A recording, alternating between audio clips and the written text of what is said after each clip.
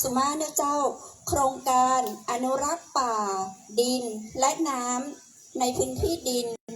ต้นน้ำภาคเหนือโดยใช้ระบบวรรณเกษตรในการส่งเสริมการผลิตสร้างมาตรฐานผลผลิตและการตลาดของพืชกาแฟและในวันนี้เจ้าวันที่17สิงหาคม2566นี้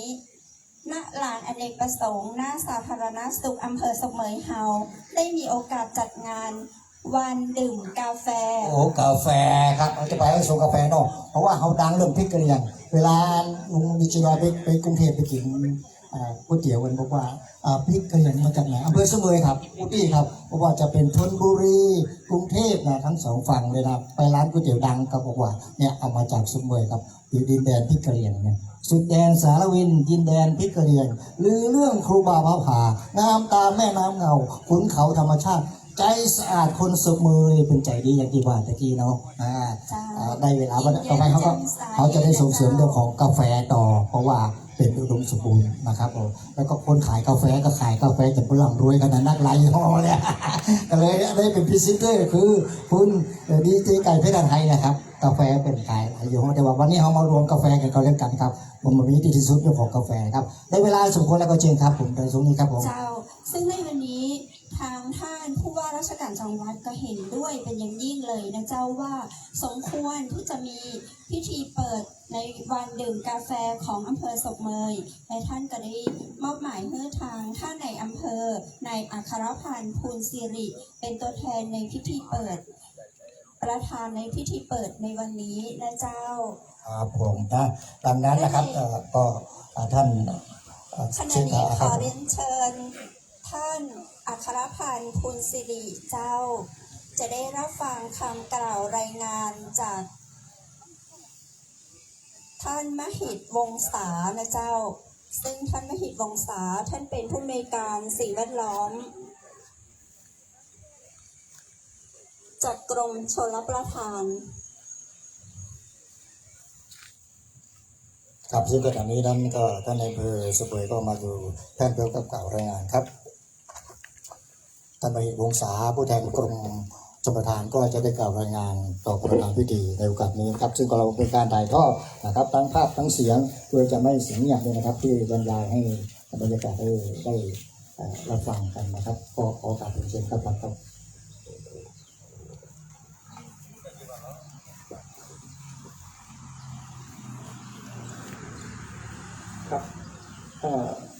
เรียนท่านในอำเภอนะครับศพเมยนะครับหัวหน้าส่วนราชการนะครับผู้นำท้องถิ่นผู้นำชุมชนนะครับแล้วก็ผู้แทนภาคประชาชนนะครับแล้วก็ภาคเอกชนนะครับแล้วก็ผู้เข้าร่วมงานวันกาแฟวันนี้นะครับกระผมนายมหิตวงศานะครับเป็นผู้อำนวยการส่วนวิเคราะห์ผลกระทบสิ่งแวดล้อมนะครับกรมชลประทานนะครับก็วันนี้ได้มอบหมายจากท่านอธิบดีกรมชลประทานนะครับให้มากล่าวรายงานต่อท่านในอำเภอวันนี้นะครับก็ขอบคุณท่านในอำเภอเป็นอย่างสูงนะครับที่ได้กรุณาให้เกียรตินะครับมาเป็นประธานในการที่เราจะร่วมงานวันกาแฟนะครับและก็ภายใต้โครงการอนุรักษ์ป่าดินและน้ำนะครับในพื้นที่ทางภาคเหนือนะครับโดยเฉพาะโดยใช้กระบวนการของวรรณเกษตรนะครับในการส่งเสริมการผลิตการสร้างฐานผลผลิตและก็การตลาดของพืชกาแฟนะครับในพื้นที่วันนี้นะครับเนื่องจากสภาวะแวดล้อมของการเปลี่ยนแปลงนะครับในส่วนของบรรยากาศของประเทศไทยเรานะครับจึงส่งผลให้เกิดภัยแล้งนะครับแล้วก็เกิดฝนตกหนักในพื้นที่นะครับหรือแม้กระทั่งการเกิดอุทกภัยต่างๆที่รุนแรงมากยิ่งขึ้นนะครับตลอดจนเรื่องเกี่ยวกับไฟป่านะครับแล้วก็ทำให้สาเหตุของพื้นที่ทางตอนเหนือของประเทศไทยนะครับโดยเฉพาะทางอำเภอศพเมยแม่ฮ่องสอนเนี่ยนะครับมีผลกระทบนะครับต่อกิจกรรมต่างๆดังนั้นเนี่ยนะครับเพื่อเป็นการลดผลกระทบต่อพื้นที่ที่สภาพป่าไม้ลดลงนะครับแล้วก็เป็นการที่จะทำให้ต้นน้ำเนี่ยนะครับมีการผลิตน้ำนะครับเพื่อเรื่องเกี่ยวกับปริมาณน้ำที่เป็นความต้องการเพื่อการเกษตรต่างๆ นะครับซึ่งส่งผลให้อาชีพทางการเกษตรเนี่ยนะครับมีผลกระทบต่อพื้นที่เกิดความเสียหายนะครับกรมชลประทานนะครับในฐานะหน่วยงานที่รับผิดชอบเรื่องเกี่ยวกับการพัฒนาแหล่งน้ำนะครับแล้วก็ทรัพยากรน้ำนะครับได้ตระหนักถึงความเดือดร้อนดังกล่าวนะครับแล้วก็เรื่องเกี่ยวกับการประกอบอาชีพของประชาชนในพื้นที่นะครับดังนั้นจึงได้ร่วมกับทางมหาลัยนเรศวรนะครับได้จัดทำโครงการอนุรักษ์ดินป่านะครับแล้วก็น้ำในพื้นที่ต้นน้ำทางภาคเหนือนะครับโดยใช้กระบวนการวรรณเกษตรนะครับในการนี้เนี่ยก็ดำเนินการภายใต้ของโครงการนะครับก็ใช้เวลาประมาณ150 วันนะครับในการที่จะดำเนินการโครงการนะครับโดยมีหมู่บ้านเป้าหมายนะครับประมาณ10 หมู่บ้านในพื้นที่ของอำเภอศพเมยนะครับแล้วก็ในอนาคตอันใกล้นะครับเราก็จะทำการขยายพื้นที่ที่เราจะมีการที่จะอนุรักษ์พื้นที่ทำโครงการต่อไปนะครับเพื่อก้าวไปสู่เรื่องของการพัฒนาอาชีพแก้ไขปัญหาความเดือดร้อนนะครับพัฒนาคุณภาพชีวิตนะครับแล้วก็รวมถึงดูแลทางด้านสิ่งแวดล้อมของที่เกี่ยวเนื่องเกี่ยวกับทรัพยากรน้ำและก็การอนุรักษ์สิ่งแวดล้อมนะครับวันนี้นะครับได้เวลาสมควรนะครับก็ผมขอเรียนเชิญท่านในอำเภอศพเมยนะครับได้กล่าวเปิดกิจกรรมวันดื่มกาแฟนะครับโครงการอนุรักษ์ป่าดินน้ำในพื้นที่ต้นน้ำทางภาคเหนือนะครับด้วยระบบนวัตเกษตรนะครับตามมาตรฐานการผลิตและก็การตลาดกาแฟต่อไปจึงขอเรียนเชิญครับขอบพระคุณครับท่านผู้บริการส่วนสิ่งแวดล้อมสำนักบริหารโครงการกรมชลประทานครับท่านผู้บริการศูนย์วิจัยเกษตร หลวงเชียงใหม่ครับท่านหัวหน้าส่วนราชการผู้แทนจากมหาวิทยาลัยนเรศวรครับท่านกำนันผู้ใหญ่บ้านครับท่านนายก อบตนะครับแล้วก็พี่น้องประชาชนชาวศพเมยครับรวมทั้งคุณพอพลด้วยนะครับท่านเป็นดาราช่อง7นะครับใครเกิดท่านก็นะครับท่านชวนตัวไหนครับนี่ท่านได้เกียรติมาร่วมนะครับดาราดังๆที่สมัยรุ่นเดียวกับผมเนี่ยจะรู้จักท่านนะครับเป็นก่อเพชร7 สีนะครับเด็กรุ่นหลังคงไม่รู้จักนี่ท่านให้เกียรติมานะครับเพื่อเป็นประชาสัมพันธ์ให้โครงการเราในตัวด้วยนะครับก็ท่านดีเจดอยนะครับดีเจเพชรนะครับและยินดีครับที่ได้มาร่วมนะครับการเปิดเทศกาลวันดื่มกาแฟนะครับซึ่งท่านผู้ว่าราชการจังหวัดให้ความสำคัญนะครับในการส่งเสริมการปลูกนะครับพืชทดแทนพืชเชิงเดี่ยวในพื้นที่นะครับซึ่งท่านผู้ว่าก็เล็งเห็นแล้วว่ากาแฟนะครับเป็นพืชที่จะต้องปลูกควบคู่กับป่านะครับซึ่งจะเป็นการส่งเสริมการปลูกป่าไปด้วยและอีกโครงการหนึ่งนะครับขอฝากท่านวิทยากรไปด้วยนะครับท่านผู้บริการด้วยก็คือเรื่องการปลูกโกโก้นะครับท่านผู้ว่าก็ให้ความสำคัญนะครับซึ่งภาษาวิชาการหรือภาษาตลาดเรียกว่าคาคาวเนี่ยนะครับก็เป็นสิ่งที่ท่านผู้ว่าราชการจังหวัดส่งเสริมควบคู่กับการปลูกกาแฟในพื้นที่นะครับเพราะว่าเป็นพืชที่มีลักษณะการปลูกที่ใกล้เคียงกันนะครับอันนี้ก็ขออนุญาตฝากด้วยนะครับ สำหรับจังหวัดแม่ฮ่องสอนครับเป็นจังหวัดที่มีภูมิประเทศนะครับที่เหมาะกับการปลูกพืชกาแฟเพราะอยู่บนพื้นที่สูงครับแล้วก็สิ่งสำคัญที่สุดก็คือพื้นที่นะครับปัจจุบันเนี่ยได้รับการบุกรุกนะครับจากพี่น้องนะครับและราษฎรเพิ่มมากขึ้นนะครับอาจจะด้วยปัจจัยเรื่องของการเพิ่มรายได้นะครับมีลูกเยอะนะครับแล้วก็เศรษฐกิจฝืดเคืองนะครับก็มีการขยายพื้นที่นะครับเพื่อให้ผลผลิตมากขึ้นนะครับแล้วก็กับราคาเกษตรเนี่ยไม่นิ่งนะครับมีการตกราคาตกต่ำบ้างพอราคาตกปุ๊บก็ต้องขยายพื้นที่เพื่อให้ได้เงินเท่าเดิมอันนี้ก็เป็นปัญหาที่พี่น้องประชาชนในพื้นที่นะครับประสบพบเจอมารวมทั้งในแผนพัฒนาจังหวัดด้วยก็คือของศพเมยเราคือเรื่องของการรักสิ่งแวดล้อมเป็นหลักนะครับไม่เหมือนกับปลายแม่เสลียงต่างๆเนี่ยเขาจะเน้นเรื่องของการท่องเที่ยวแต่ของเราจะเน้นเรื่องของการอนุรักษ์สิ่งแวดล้อมนั่นคือการเพิ่มพื้นที่ป่านะครับก็มานั่งคิดกันดูครับว่าการเพิ่มพื้นที่ป่าทำยังไงให้ได้ควบคู่กับชาวบ้านต้องอยู่ได้ด้วยนะครับป่าชาวบ้านต้องอยู่ให้ได้ด้วยนะครับแล้วก็คิดว่าสโลแกนนี่น่าจะดีก็คือเรื่องของการกาแฟดีป่าดีนะครับท่านได้เคยยินสโลแกนได้ไหมครับกาแฟดีก็คือกาแฟที่มีคุณภาพนะครับแล้วก็เป็นถ้าเป็นไปได้ก็เป็นเกษตรอินทรีย์นะครับหรือเป็นกาแฟออร์แกนิกเพราะกาแฟออร์แกนิกนี่ก็คือเป็นกาแฟที่ต้องมีการปลูกป่านะครับเพื่อให้ได้รุ่งเรืองนะครับกาแฟที่จะปลูกโดดๆกลางแดดไม่ได้นะครับท่านก็ทราบกันดีนะครับเพราะฉะนั้นมันต้องมีร่มเงาจากต้นไม้ใหญ่นะครับเพราะกาแฟดีปุ๊บป่าก็ดีป่าดีก็หมายถึงว่าก็ต้องมีป่าด้วยนะควบคู่กันไปนะครับเพราะฉะนั้นการปลูกป่าทำยังไงที่จะให้ชาวบ้านเห็นความสำคัญนะครับเพราะว่ากาแฟปลูกป่าเนี่ยชาวบ้านก็ต้อง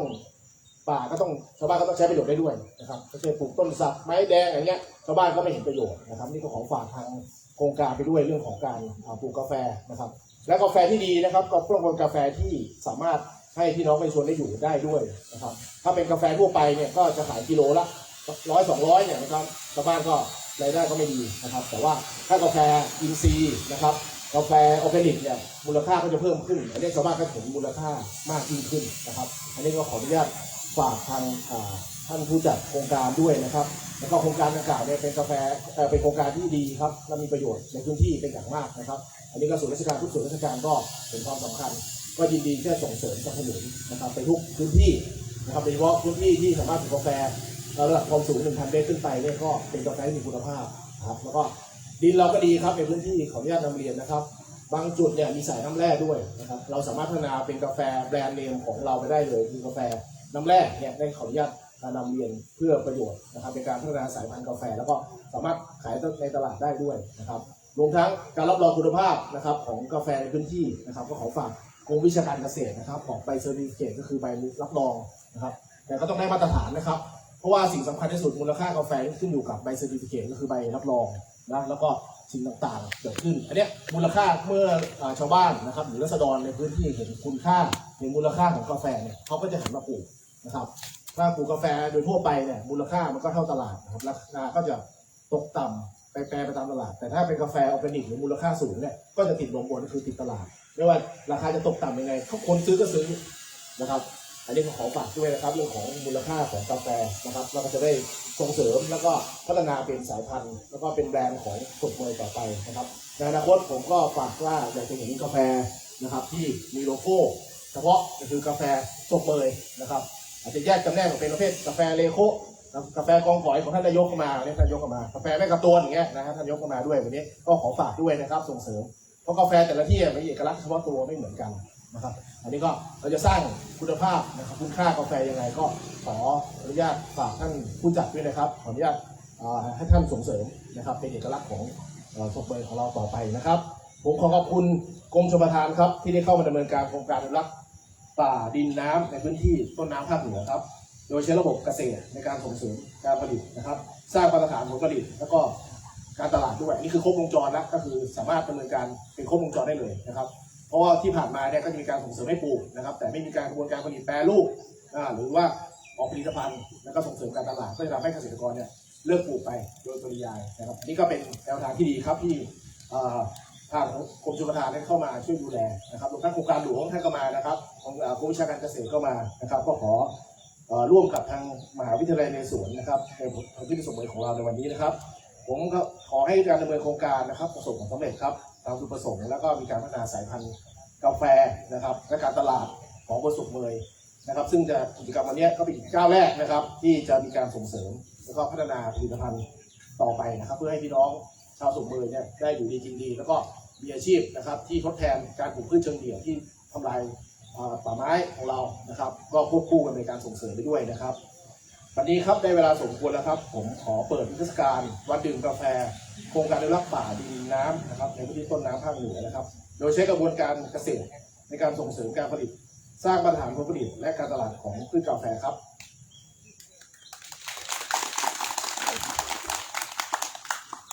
กับขอบพระคุณเป็นอย่างยิ่งเลยค่ะตอนนี้พิธีเปิดของเราโดยท่านนายอำเภอก็เป็นที่เรียบร้อยนะคะในโอกาสนี้ค่ะอยากจะขอมอบของที่ระลึกนะคะมาให้กับท่านนายอำเภอค่ะครับขอเรียนเชิญท่านผู้อำนวยการพิจิตรศรีดินตานะครับผู้อำนวยการศูนย์เกษตรหลวงเชียงใหม่นะครับก็ขอเรียนเชิญมอบกระเช้านะครับให้กับท่านนายอำเภอสเปนนะครับขอเรียนเชิญท่านผู้อำนวยการพิจิตรศรีดินตาครับผม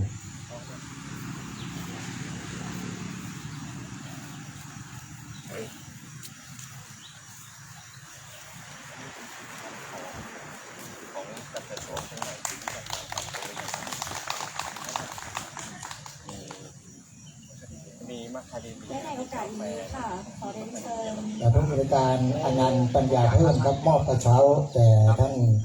ไม่ผิด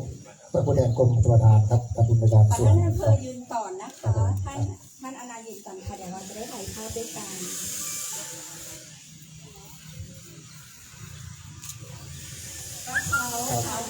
กระเช้ากระเช้ากระเช้า กุ๊กไก่กระเช้าค่ะ จะได้กับท่านอนันต์ครับเป็นยาเพื่อนครับมอบให้กับท่านได้นะครับที่เราคุมจุดประทานนะครับ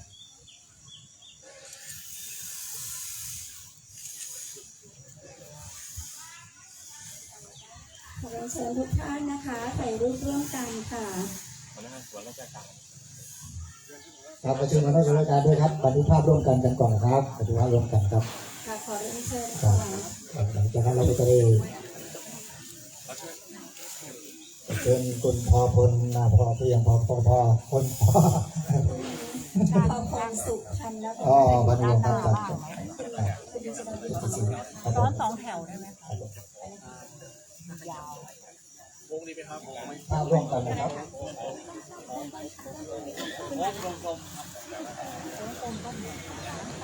ได้นะครับ ได้ไหมครับได้ไหมครับวงกลมครับโอ้ไปอยู่ทางนี้แล้วครับติดขี้ปุ๋มไว้นะครับผม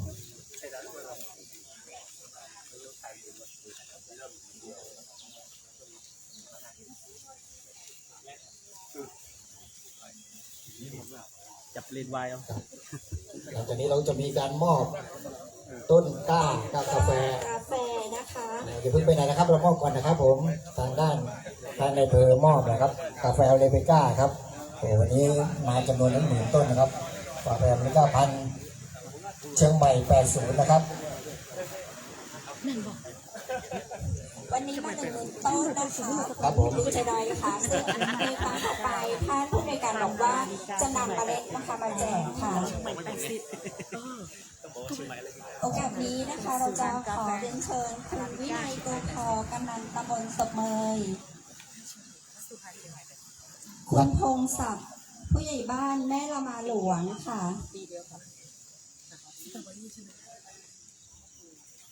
เป็นตัวแทนของบ้านเลอโคะครับของเขาบ้านกงเขาหมู่ที่12ครับตัวแทนของบ้านห้วยชัยยงตัวแทนของบ้านห้วยน้ำใสนะครับจากท่านเขาเชิญกันครับ ตัวแทนของบ้านคือ ทีลือนะแต่ละตัวแทนของบ้านทีอำเภอแล้วก็อสครับของจังห อ วัด ส สุ ข พรร อง ณ ที่ว่าการอำเภอศพเมยนะคะ ไม่มีชื่อค่ะ ตัวแทนโรงเรียนซื้อมือค่ะ ตัวแทนซื้อมือนะครับ แล้วก็ ตัวแทนโรงเรียน ทีอำเภอนะ ที่อำเภอ ทีลือ ขอเชิญนะ นะคะ ทั้งหมด9ท่านพร้อมนะคะ โอเคครับผมเรียนหน้ากระดานสวยๆหน่อยนะคะ ครับ นะคะเดี๋ยวค่ะ แต่ท่านใน จะ เมืองเสมอ เป็นตัวแทนรับมอบจากท่านในอำเภอนะคะ เป็นต้นกาแฟนะครับ ครบ9 คนหรือยังเอ่ยยังขอเชิญท่านในอำเภอมอบให้อย่างเป็นพิธีการก่อนเนาะ ครับผม ค่ะมอบคนละ3 ต้นถือไหวไหมคะ3 ต้นอ่า ทีละต้นก็ได้ทีละต้นครับ ต้นก็ได้ ทีละต้นทีละต้นเป็นต้นก่อนแล้วหันเข้ามารับด้วยครับด้านในบริเวณซึ่ง ภาพครั ทั้ บ งหมดเราให้1,000 ต้นเลยนะคะ9 อันนี้มาเป็นพิธีกันครับ 9ตัวแทนที่มารอบนี้นะคะทางผอมอบให้มาเป็นพันธุ์อะไรนะคะ พันธุ์อาราบิก้าเชียงใหม่80พันธุ์อย่างดีเลยทีเดียวนะครับ เอาไปอยู่ที่ไหนก็เป็นกาแฟที่นั่นไปแม่ขตวนก็เป็นกาแฟแม่ขตวน อย่างที่นายไปบอก เป็นกาแฟสุกเปิดกาแฟแม่ส่วนกาแฟเลโคนะโตโคนะแล้วศูนย์วิจัยเกษตรหลวงเชียงใหม่ครับเป็นกาแฟอาราบิก้าศูนย์วิจัยเกษตรหลวงเชียงใหม่ซึ่งท่านผู้บริการมาด้วยเนี่ยนะท่านบริการพิจิตรศรีพินตาผู้บริการศูนย์เกษตรหลวงเชียงให ท่าน ม่ ใน มา อำเภ ด้ว อย มอบครบ9 ท่านแล้วนะคะ ขอเรียนเชิญทางท่านมหิดวงศาค่ะ ครับ มอบต้นกาแฟให้กับตัวแทนทางอำเภอสมเมยนะคะค่ะท่านมหิดมอบ9 ต้นนะคะ พออีกครับ คนละ มาเป็น 1 ต้นค่ะ ทำเป็นช่วยกันรับด้วยนะครับเวลาแบบเป็นพิธีละอันนี้จากกรมชลประทานนะครับท่านผู้วงศาท่านผู้ในวยการส่วนวิจัยนะบริหารของกรมชลประทานครับผมนะครับวันนี้มานะเป็นคนส่ง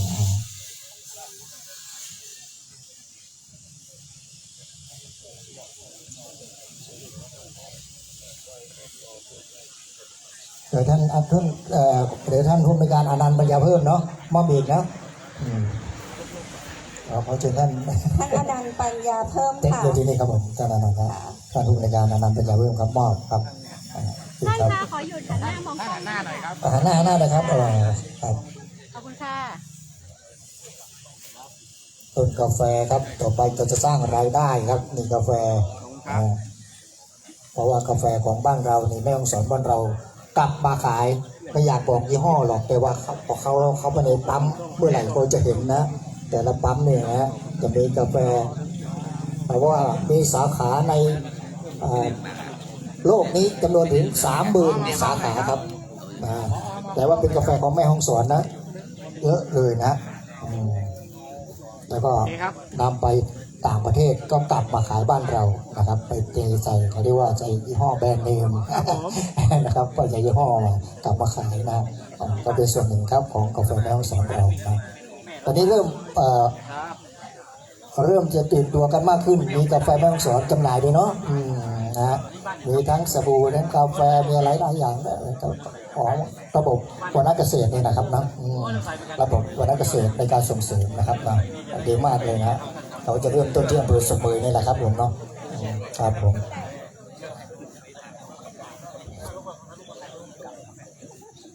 ถ่ายรูปกับกาแฟก็เชิญต้นกาแฟก็ถือต้นกาแฟถ่ายรูปกับกาแฟด้วยครับผมนะเป็นการส่งเสริมครับเป็นการนี่ครับเป็นสถิติพยานเอาต้นกาแฟถือต้นกาแฟด้วยเดี๋ยวต้องถือต้นกาแฟด้วยท่านถือต้นกาแฟถือต้นกาแฟด้วยนี่อีกเอาท่านครับขอโทษด้วยใช่ขอบคุณมากครับขอบคุณครับคุณสื่อข่าวของเราช่วยกันถือกาแฟนะต้นกาแฟครับขอบคุณมากครับก็ไลฟ์สดด้วยนะครับตอนนี้ครับหลายแห่งด้วยกันไลฟ์เพจด้วยกันครับชมกันนะขอบคุณท่านนายอำเภอครับโอ้ท่านอัครพันธ์คุณสุริครับท่านนายอำเภอส่งเบอร์มาในโอกาสนี้ด้วยครับได้ชิมกันต่อชมกันต่อนะครับวันนี้ โอกาสนี้นะคะ มีการแสดง ท่านมหิดวงศาค่ะรับมอบกาแฟจากในท้องถิ่นนะคะ กาแฟท้องถิ่นด้วยนะ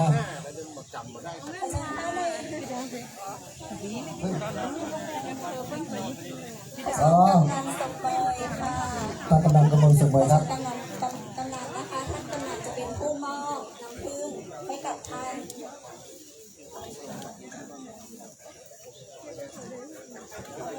มหิดวงศานะคะที่ท่านให้ความกรุณามามอบโครงการดีๆให้กับทางผสมมือบ้านเราค่ะเป็นน้ำผึ้งสาววินค่ะท่านบำรุงสุขภาพการดื่มน้ำผึ้งนะคะก็จะคู่กับการดื่มกาแฟค่ะคนรักสุขภาพจะไม่ใช้น้ำตาลนะคะ เดี๋ยวขออนุญาตนิดนึงนะครับผมอยากจะได้ภาพขอกระเชิญให้ในอำเภอสุขเมยได้เยี่ยมชมซุ้มเพื่อสื่อมวลชนจะได้ภาพจากซุ้มครับสื่อมวลชนดูภาพมา พิจิตรค่ะ ครับผม ขอได้เชิญผอ.พิจิตรรับมอบน้ำผึ้งจากท่านกำนันค่ะผอ.พิจิตรผอ.พิจิตร โอกาสนี้ก็ท่านอำเภอสุขเมยครับแล้วก็ท่านประธานโรงงานจังหวัด ขอ สุ เรียน พรรณ เชิญ ก็ช ท่าม นผอ.อนันต์ค่ะแล้วก็น้ำผึ้งจากท่านกำนันนายถุงซองกาแฟใส่ลูกนิดนึง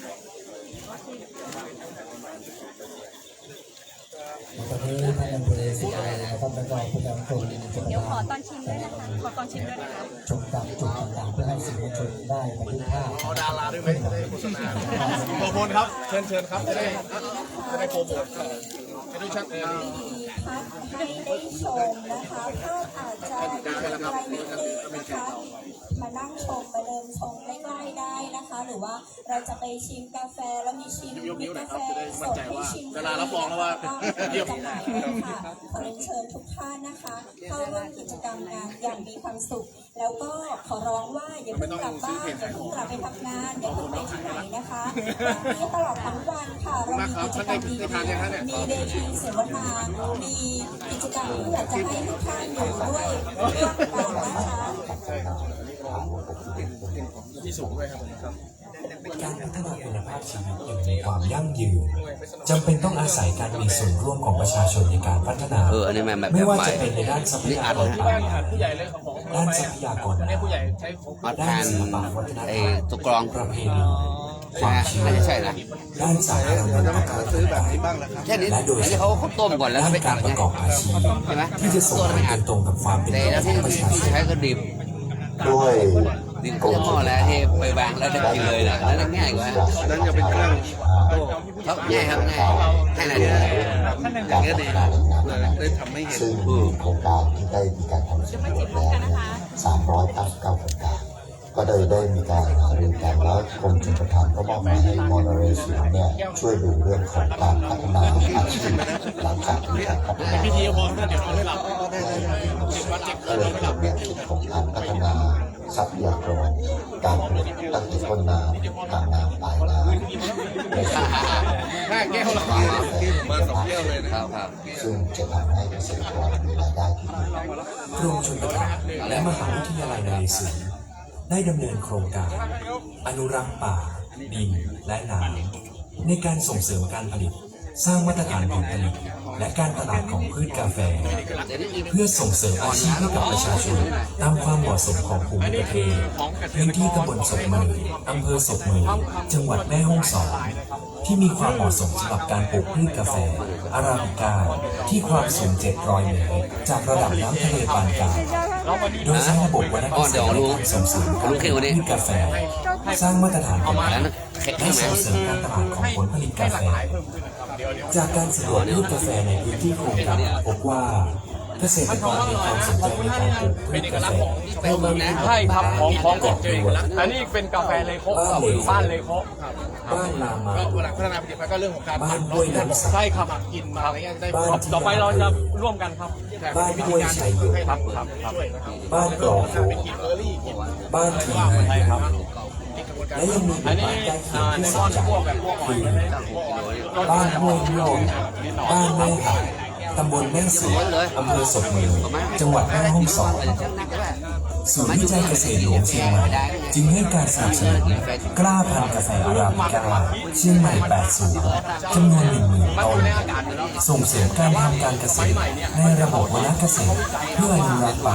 ดินและน้ำในพื้นที่ต้นน้ำคณะผู้ทำงานร่วมกับชาวบ้านในพื้นที่เริ่มต้นพัฒนาสินค้ากาแฟตั้งแต่แปลงปลูกเลือกต้นพันธุ์ที่ดีดูแลจัดการแปลงปลูกพืชกาแฟตามหลักวิชาการและตามมาตรฐานการผลิตทางการเกษตรที่ดีและเหมาะสม เรียกประชุมต่อที่อำเภอ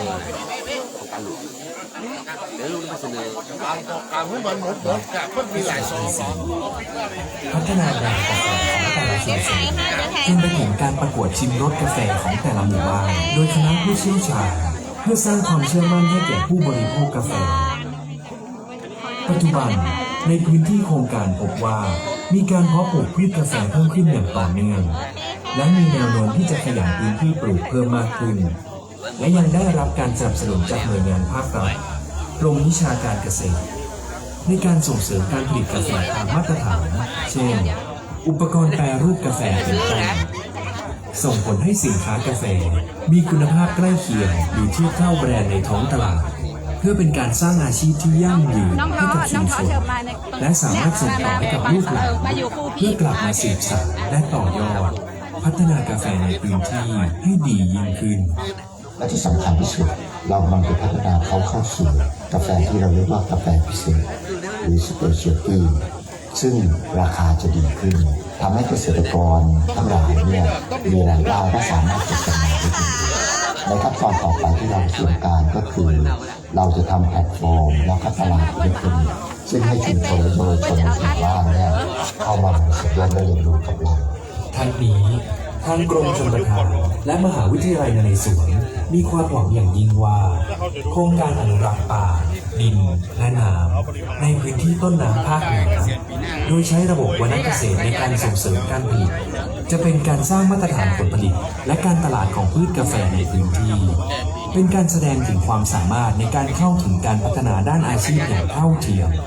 ซึ่งเป็นการลดช่องว่างของความเหลื่อมล้ำการพัฒนาได้อีกทางหนึ่งนอกจากนี้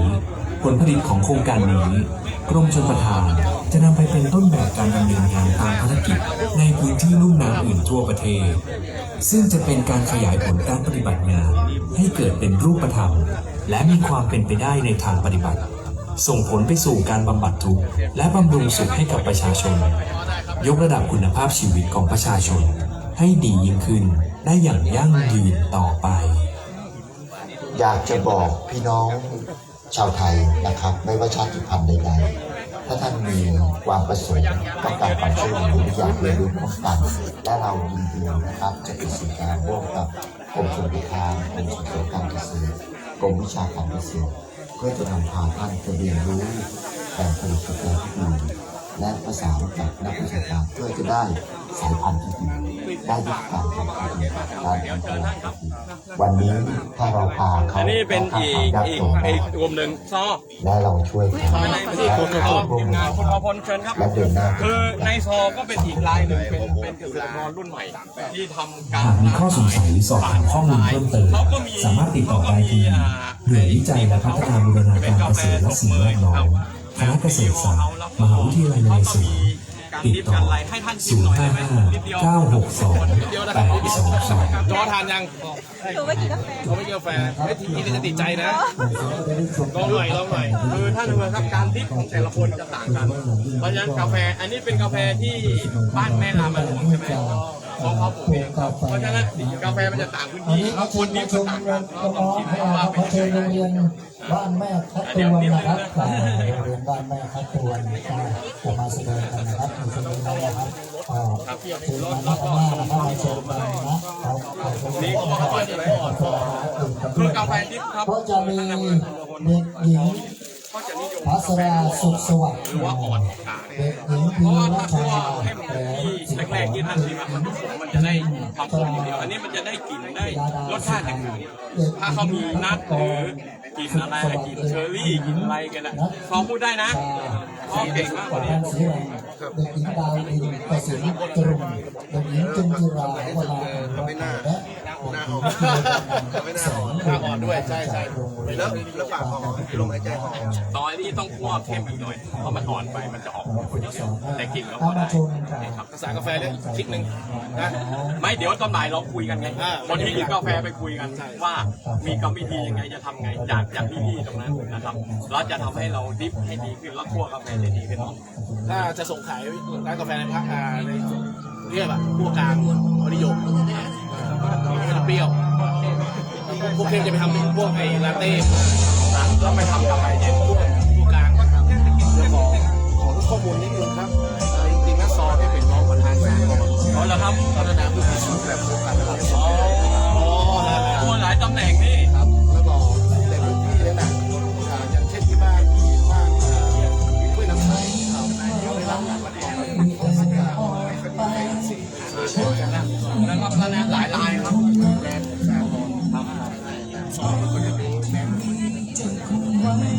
่ของเขาแบบนี้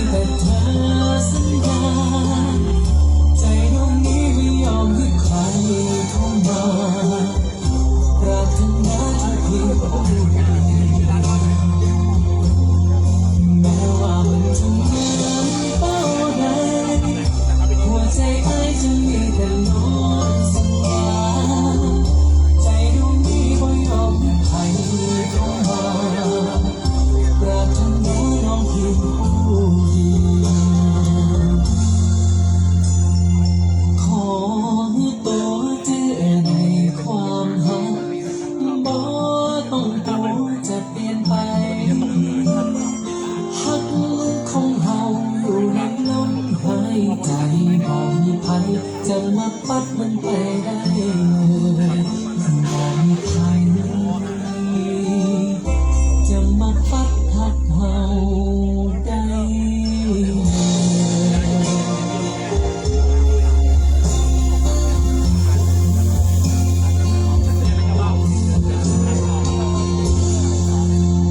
ตัวมือสู้นะครับโรงเรียนนะวางในกระตุ้นครับคือตาสลองเนาะโอกาสนี้ขอเรียนเชิญท่านผู้อำนวยการกระทรวงสิ่งแวดล้อมสำนักบริหารโครงการกรมวิชาการนะครับผู้ท่านผู้อำนวยการบางเป็นสามมอบรางวัลครับผมเนาะมอบรางวัลให้นะครับผมแต่โรงเรียนแรกกันก่อนนะครับเดี๋ยวบริการเพียงเล็กด้วยนะบริการเพียงเล็กให้พอส่วนมองทางนี้มันต้องหน่อยครับเดี๋ยวจะไปส่งไปที่กรมประชาสัมพันธ์กรมชลประทานใกล้กับวัดชลประทานรังสิตนนทบุรีแต่ถ้าสดไปแล้วตรงนี้นะครับเราสดไปขอบคุณนักบริการนะครับขอบคุณต่างๆนี้ครับผมต่อไปครับเป็นการแสดงต่อเลยนะครับเนาะเป็นการแสดงจากโรงเรียนเสมยวิทยาคมอันนี้เสมยวิทยาคมก็จะแสดงชุดอะไรว่าลายกาหลงกาหลงลายกาหลงนะครับก็มีนางสาววรดาสมบัติทองแท้นะฮะแล้วก็เด็กหญิงนภัสสรปานเพียและเด็กหญิงสุรินยาของไพวันเด็กนางสาวทิพย์อ่อนยูมีแก้วทองนางสาวจึงหน้ากวางมันนางสาวธัญเวชตาสอนนางสาวยามีบุญลานาแล้วก็นางสาวพัทยาหฤทัยพิทยาครับจากโรงเรียนเสมอวิทยาคมนะครับลายกาหลงกาหลงเพราะว่าบินไม่หลงกลางหรือเปล่าเนี่ยกาแล้วเป็นกาดอกกานะทั้งเดี๋ยวว่ากาดอกกามาแล้วกามาแล้วลายกาหลง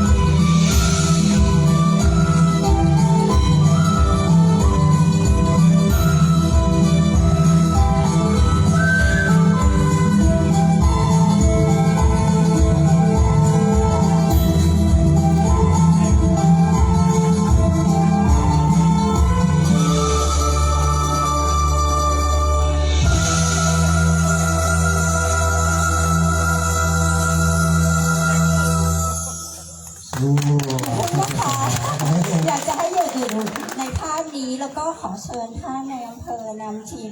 คณะท่านนะคะมาถ่ายภาพกับน้องๆค่ะขอเรียนเชิญค่ะ เป็นภาพที่สวยงามมากๆเลยนะคะ จะต้องจดจำไว้ค่ะขอเชิญ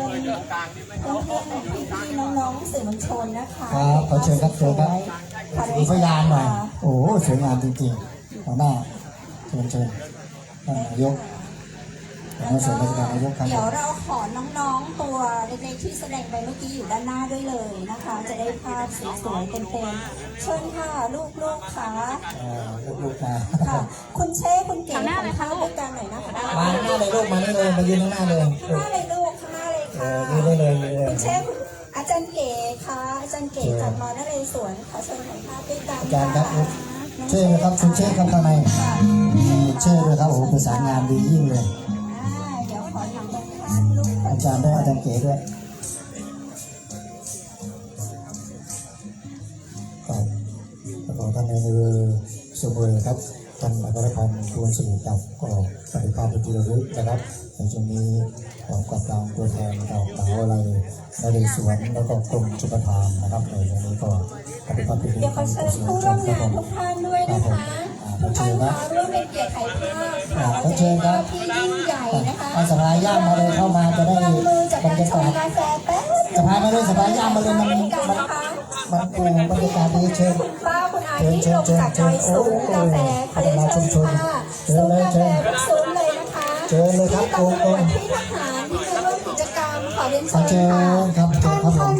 ท่านอะไรเอ่ยใส่เสื้อ ต่อ สี ไปกาแฟเศรษฐกิจยิ่งใหญ่ของสุโขทัยของเราแล้วมาพวกเรา ค่ะ ครับ ทุกท่านคะขอเรียนเชิญค่ะเดี๋ยวได้ภาพกิจกรรมพี่ๆคนสวยทางสาธารณสุขขอเรียนเชิญค่ะ เจ้าของพื้นที่ขอเรียนเชิญนะคะขอเรียนเชิญทุกท่านเลยค่ะพี่ๆทหารคะพี่ๆทหารทหารสีน้ำเงินขอเรียนเชิญค่ะ เราก็ พี่ตำรวจด้วย ก็ระบบก นะคะ ลางอืม ค่ะ สำคัญ ที่ กั อน สค่ะที่ร่วมด้วยช่วยงานกันนะคะ คุณเช่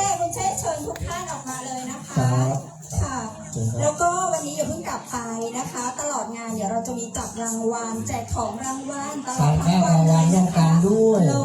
ลงทะเบียนลงชื่อให้เราด้วยนะคะ อย่าเพิ่งเดินหนีกลับไปคุณพี่ขาอยากได้ชุดกระเหรี่ยงที่นั่งหน้านะคะมาถ่ายรูปด้วยกันหน่อยนะคะคุณแม่ขา คุณแม่ คุณแม่ต้องพูดภาษากะเหรี่ยงพูดเป็นไม่รู้ เอาพัดลมเชิญ สื่อมวลชนค่ะสื่อมวลชนผู้ฟังไทยรัฐเชิญค่ะสถานีขึ้นเสียงสารวีสถานีคนรักน้อยค่ะขอเชิญนะคะสวทแม่เสรียงค่ะน้องกระแตน้องท้อขอเชิญค่ะขอภาพอันดีใจที่เราจะจารึกไว้ ตัว นะ แท คะ นไม่รับตัว วันนี้ที่ อบ สุ จ ด ไม่รับ ข ตั อง ว เราครั้งแรกค่ะเดี๋ยวเรามีครั้งต่อไปนะคะนี่สวยๆนะคะมีโป้งไหนนะคะโป้งพรัตน์ค่ะยอดเยี่ยมนะคะยอดเยี่ยมนี่คนมีโป้งค่ะยอดเยี่ยมกดไลค์นะคะรักกันบ้างไหมคะรักกันไหนไหมคะขอบคุณค่ะวันนี้เรามีไลฟ์สดจากขึ้นเสียงสารวีเรามีไลฟ์สดจากเชียงใหม่มหานครแล้วก็จากสวทแม่เสรียงด้วยนะคะผู้สื่อข่าวอสมทช่อง9นะคะพี่แอลพี่ปองไทยรัฐค่ะพี่ๆสื่อมวลชนน้องๆสื่อมวลชนก็มาให้ความร่วมมือกันเป็นอย่างดียิ่งนะคะวันนี้ก็ต้องขอบคุณทุกท่านค่ะเดี๋ยวเราขอเรียนเชิญร่วมกิจกรรมกันต่อไปนะคะเดี๋ยวต่อไปเราจะมีการเสวนาติดตามรับฟังเรื่องของการเสวนากาแฟของโลกนะคะระดับโลกเป็นอย่างไรวันนี้กาแฟสดเนยของเราจะไปถึงโลกหรือเปล่านะคะ ดีไก่ครับดีไก่ไทยขออนุญาตน้องๆไม่สมอรับรางวัลก่อนครับรับของขวัญรางวัลจากท่านมหิตวงศาท่านผู้บริการสำนักบริหารโครงการท่านในอำเภอท่านหนึ่ง เรามีรางวัลให้ตลอดทั้งวันเลยนะคะ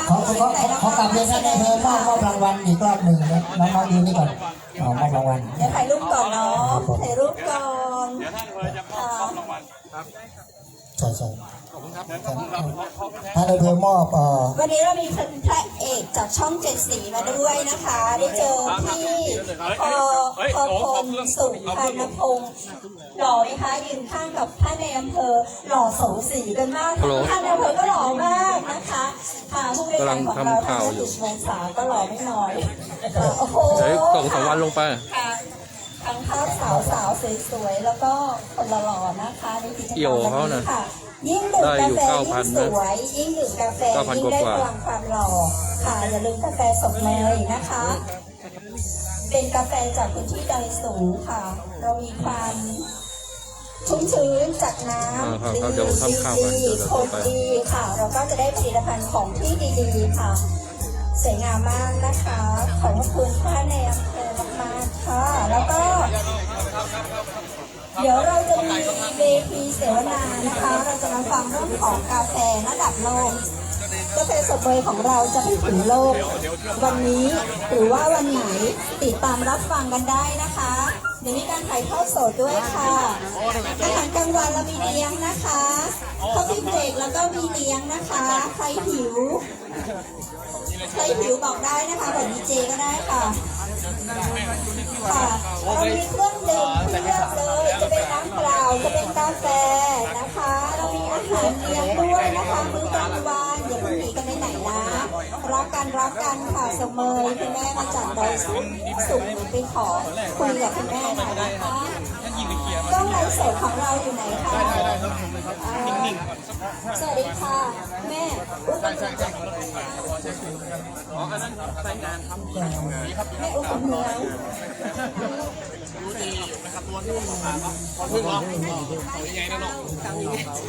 บ้านเลโคเป็นเดินของแม่กาแฟลำก็แม่ปลูกกาแฟก็เจ้ากาแฟอย่างที่แม่ปลูกกาแฟเอามาตวยก็เจ้าที่ซุ้มมันก็ปลูกมากี่ปีแล้วแม่หลายปีแล้วรวยแล้วจ้ะขายดีก่อนวันนี้เราจะมาเอากาแฟไปปลูกเพิ่มเติมแหมเนาะเจ้าเนาะเจ้าแม่เจ้าเลโคไปไก่ก็เจ้าที่เลโคนี่เขาปลูกกาแฟน้ำเพียงพอเนาะที่เลโคนี่เขามีปัญหาเรื่องของน้ำก็เจ้า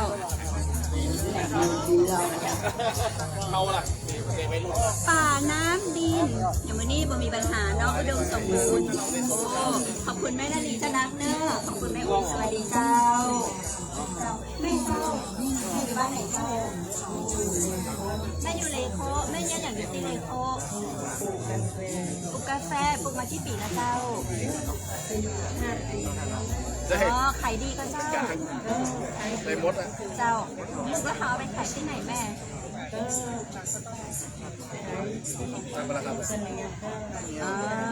ลูกค้าเขามีนะก็ขายก่อนที่ปลูกตึงวันนี้เจ้าวันนี้ที่เปิ้ลเอามาแจกนี่แม่ก็ได้จะเอาไปปลูกแหมเพิ่มเติมเนาะเจ้ารวยๆเนอะแม่เนอะเจ้าวันนี้จะไปแอลหาถึงเลโคจะไปพออันส่วนกาแฟแม่เจ้าเรื่องของดินของป่าของน้ำมีปัญหาเจ้าเลโคมีเหมือนกันไทยแลนด์มีพระเจ้าน้ำท่วมไม่มีแต่เดี๋ยวเขาบอกบางอันผู้อำนวยการชลประทานของเฮาเนาะไปได้แก้ไขปัญหาเรื่องของน้ำท่วมน้ำแล้งพืชเศรษฐกิจของเฮาได้ผลผลิตเต็มที่แล้วแม่เนาะขอบคุณแม่นะเจ้าสวัสดีเจ้าได้ทราบถึงปัญหาในเรื่องราวต่างๆนะเจ้าครับช่วงนี้ก็จะเข้าช่วงของเสวนาครับบนเวทีนะครับผมนะก็ดื่มกาแฟกันไปด้วยครับเสวนาไปด้วยตอนนี้ทำการสัมภาษณ์เข้าไปนะครับแต่ว่าในสัปดาห์นี้เราจะเปิดทางให้เข้าได้ใช้รถยนต์ได้ครบทุกหมู่บ้านครับแล้วก็ในห่วงที่ผ่านมานะครับสำหรับกรณี2 กรณีนะครับบ้านแม่ตอละนะครับเราก็จะดำเนินการในเรื่องการเยียวยาการสร้างบ้านให้ราษฎร ทั้งหมดทั้งใหม่นะ12ประธานเรือนนะครับส่วนข้อนี้ผลการเกษตรก็เรื่องของสมุนไพรเกษตรก็จะเป็นการดูแลสำคัญเดี๋ยวผมทำเกษตรการแล้วก็การยกย้ายนะครับการดูแลบ้านโตที่คือผลิตภัณฑ์นั้นก็ระหว่างการเข้าไป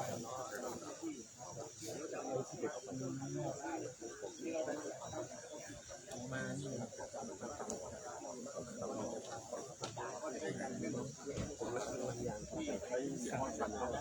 บ้านนี้เป็นบ้านที่เป็นบ้านที่สมบูรณ์ตั้งอยู่บนเขาซึ่งมีความราชาครับซึ่งเราได้ย้ายในความสุขของที่ไม่ผิดผู้เชี่ยวชาญด้านที่เราไม่ขอไหนนะที่ได้ละมาซึ่งในอนาคตความสิ่งย้ายกลับบ้านก็จะนำมาทุกคนละที่ซื้อมาแล้วใช่ไหมคนละถุงมันจะมีที่ผมคั่วมาละนู่นเดี๋ยวเสร็จช่วงนี้จะแจกชื่อของตรงนั้นใช่ไหมขอบคุณนะคะ ที่สุดก็มีแต่ว่า วันนี้เราจะขอเชิญนายผู้เสียชนนะคะสายาค่ะไม่ผิดวงศาค่ะเจ้าของกาแฟเนี่ยเดี๋ยวท่านใช้มากาแฟกันร้านนี้ส่วนมากนี่เขาส่งให้กับหมู่ขอบแล้วก็ส่วนนี้ก็แล้วแต่ออเดอร์มาก็ส่งว่าเราไปเองออเดอร์ไหนให้เขาต้องส่งพอดีถ้าอยากได้อย่างใช่ไหนใช่ไหนแปลว่าอะไรใช่ไหนสไปกระโดดแล้วอันนี้คือของใช้ไหนคือเขารวบรวมผลิตภัณฑ์ของเกษตรกรในพื้นที่ในสุราษฎร์ธานีมีทั้งอะโวคาโดกาแฟฟักทองจิ๋วก็เนี่ยมีหลายๆอย่างคุณกำลังไปใต้คุณกำลังแต่ว่าเป็นสหกรณ์แต่วันนี้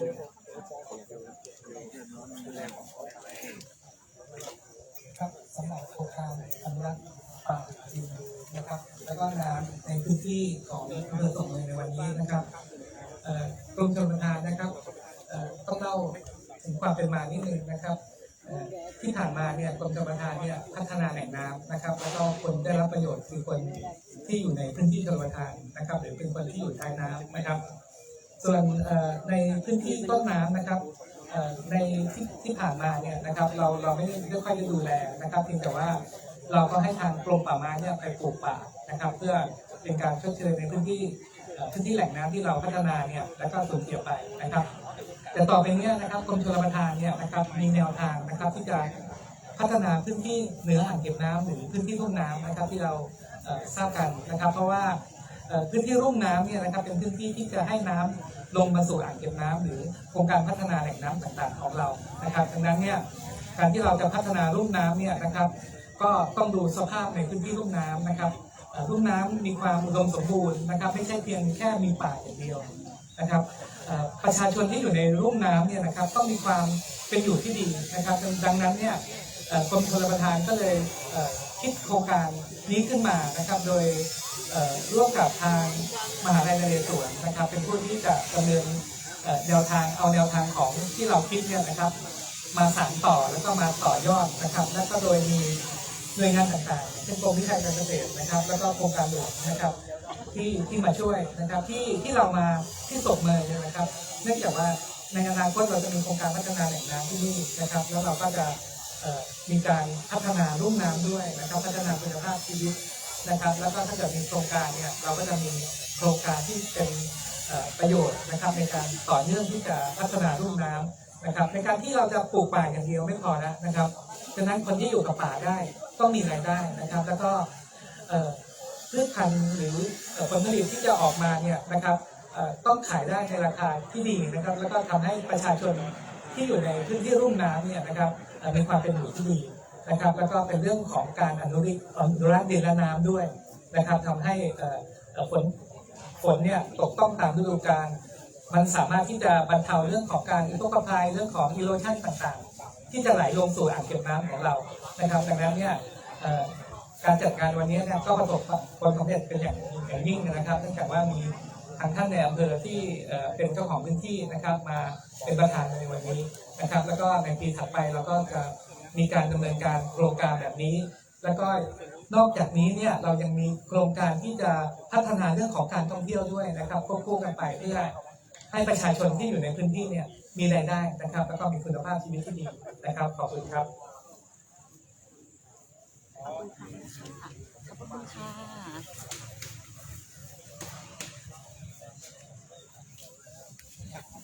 ขอบพระคุณค่ะ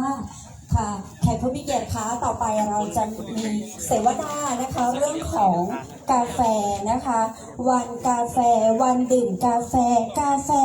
ฟเป็นอย่างไรโลกของเราปัจจุบันนี้นะคะกับในอดีตผ่านมาเมื่อก่อนเราไม่ค่อยรู้จักคำว่ากาแฟแต่วันนี้ค่ะกาแฟเป็นสิ่งที่ทุกคนนะคะให้ความสนใจว่ามีประโยชน์มากน้อยแค่ไหนอย่างไรวันนี้เราจะได้คำตอบเรื่องของกาแฟนะคะหรือว่าท่านใดที่มีคำถามเกี่ยวกับเรื่องของกาแฟค่ะวันนี้ในเวทีเสวนาเราจะมีคำตอบให้นะคะซึ่งในโอกาสนี้ค่ะเราจะขอเรียนเชิญวิทยากรผู้ร่วมเสวนาทั้งหมด6ท่านด้วยกันนะคะมีใครบ้างคะดีเจดอยคะ ขอบคุณครับดีเจดอยวิไลครับก็จะมีท่านพิจิตรศรีปินตาครับอดีตผู้อำนวยการสำนักวิจัยและพัฒนาการเกษตรเขตที่1และอดีตผู้อำนวยการศูนย์วิจัยเกษตรหลวงเชียงใหม่นะครับแล้วก็จะมีท่านกิจชนานันท์ชมสนุกกับนายกสมาคมก็มีฉายาว่าแดงดูแลเปิดนักบุกเบิกกาแฟและแห่งวิสาหกิจชุมชนกะเหรี่ยงดูแลเปิดอำเภอกะเหรี่ยงวัฒนานะเจ้าของรางวัลสุดยอดกาแฟปี 2020 นะครับแล้วก็แนวคิดการสร้างความมั่นคงในวิถีชุมชนของท่านนะครับแล้วก็เป็นสมาคมกาแฟแม่ฮ่องสอนภาคเหนือด้วยนะครับแล้วก็อันดับ3ก็คือท่านมานพเพียรชอบไพรรองนายกสมาคมเจ้าของแบรนด์กาแฟหอมผักโอ้โหนะฮะอำเภอแม่เสลียงนะครับจังหวัดแม่ฮ่องสอนสมาคมกาแฟแม่ฮ่องสอนภาคเหนือนะครับแล้วก็มีท่านสรสิทธิ์เพชรชลธีเจ้าของแบรนด์กาแฟหม่อนนายจองในบ้านเลโคกตำบลสุเปยอำเภอเสมอจังหวัดแม่ฮ่องสอนว่าที่ร้อยตรีทองชัยกิติยาพรกุลเจ้าของแบรนด์กาแฟนายซอตำบลสุเปยอำเภอเสมอจังหวัดแม่ฮ่องสอนและนายอนันต์ปัญญาเพิ่มผู้อำนวยการศูนย์วิจัยเกษตรหลวงเชียงใหม่นะครับในวันที่ ใช่ค่ะซึ่งท่านนำกาแฟมาให้เรา10,000 ต้นในวันนี้ด้วยนะคะซึ่งท่านบอกไว้ว่าเดี๋ยวครั้งต่อไปท่านจะนำเมล็ดกาแฟมามอบให้ด้วยค่ะสำหรับวิทยากรที่จะมาพูดคุยกันในวันนี้นะคะที่ดีเจดอยประกาศรายชื่อไปเมื่อสักครู่นี้ไม่ว่าจะเป็นนายสรสิทธิ์ชลธีนะคะว่าที่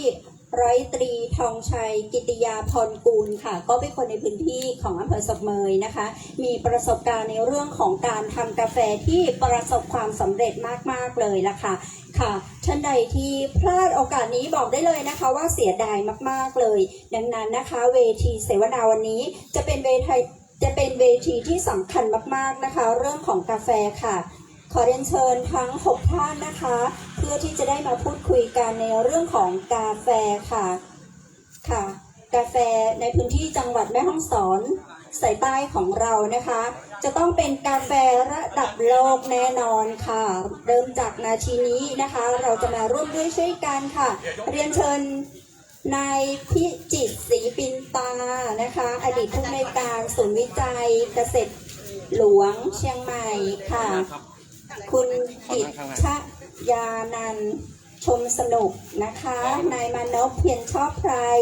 นายสรสิทธิ์เพชรชลธีว่าที่ร้อยตรีทองชัยกิติยาพรกูลนายอนันต์ปัญญาเพิ่มเราอยากจะอยู่แบบธรรมชาติเราอยากจะอยู่แบบกันเองพูดคุยกันนะคะในรูปแบบของเจ้าของสวนกาแฟนะคะในรูปแบบที่สบายกันแบบนี้นะขึ้นบนเวทีก็ได้นะแต่ว่าอยู่ข้างล่างรู้สึกว่าได้บรรยากาศดีกว่าค่ะเราจะมาคุยกันเนาะก็พายุฝนนั่นนะครับเราก็ดีบรรยากาศดีมาหน่อยนะครับผมนอก็โชคดีมากเลยนะคะฝนไม่ตกค่ะปักตะไคร้ไปเมื่อคืนนะคะครับ เจอเป็นไก่เป็นอะไรเส ฝ ร็จ น แล้ว ปลอยๆค่ะ เดี๋ยวรอเกษตรกรแป๊บนึง ครับ มันขายดี ตอนท่านให้สัมภาษณ์อยู่ กำลังขายดีค่ะ วันนี้นะคะ ที่เพชรเดินชมซูเมื่อกี้นอกจากเห็นกาแฟแล้วนะคะ เราเห็นมีของชาวบ้านเป็นพืชไร่ผลไม้เงาะนะคะ เป็นเงาะสกเมยโอ้โหน่าทานมากเลยขายหมดหรือยังคะค่ะถ้าได้สนใจก็อุดหนุนพี่น้องชาวเกษตรกรของเรานะคะ เจ้าของสวนเงาะขายอยู่จำหน่ายอยู่นะคะ40 บาทเท่านั้นเองค่ะค่ะบนเวทีเสวนาของเราพร้อมแล้วนะคะมีพี่มนพคะพี่มนพมาหรือยังเอ่ยค่ะซึ่งการเสวนาวันดื่มกาแฟของจังหวัดแม่ฮ่องสอนนะคะในวันนี้เราจะขอเริ่มจากอดีตผู้อำนวยการศูนย์วิจัยเกษตรหลวงเชียงใหม่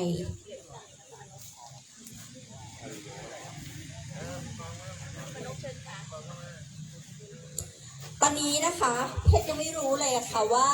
แต่ละท่านชื่ออะไรบ้างเดี๋ยวเพชรจะเรียกชื่อผิดชื่อถูกให้ขออนุญาตนะคะทุกท่านแนะนำชื่อตัวเองก่อนนะคะแล้วก็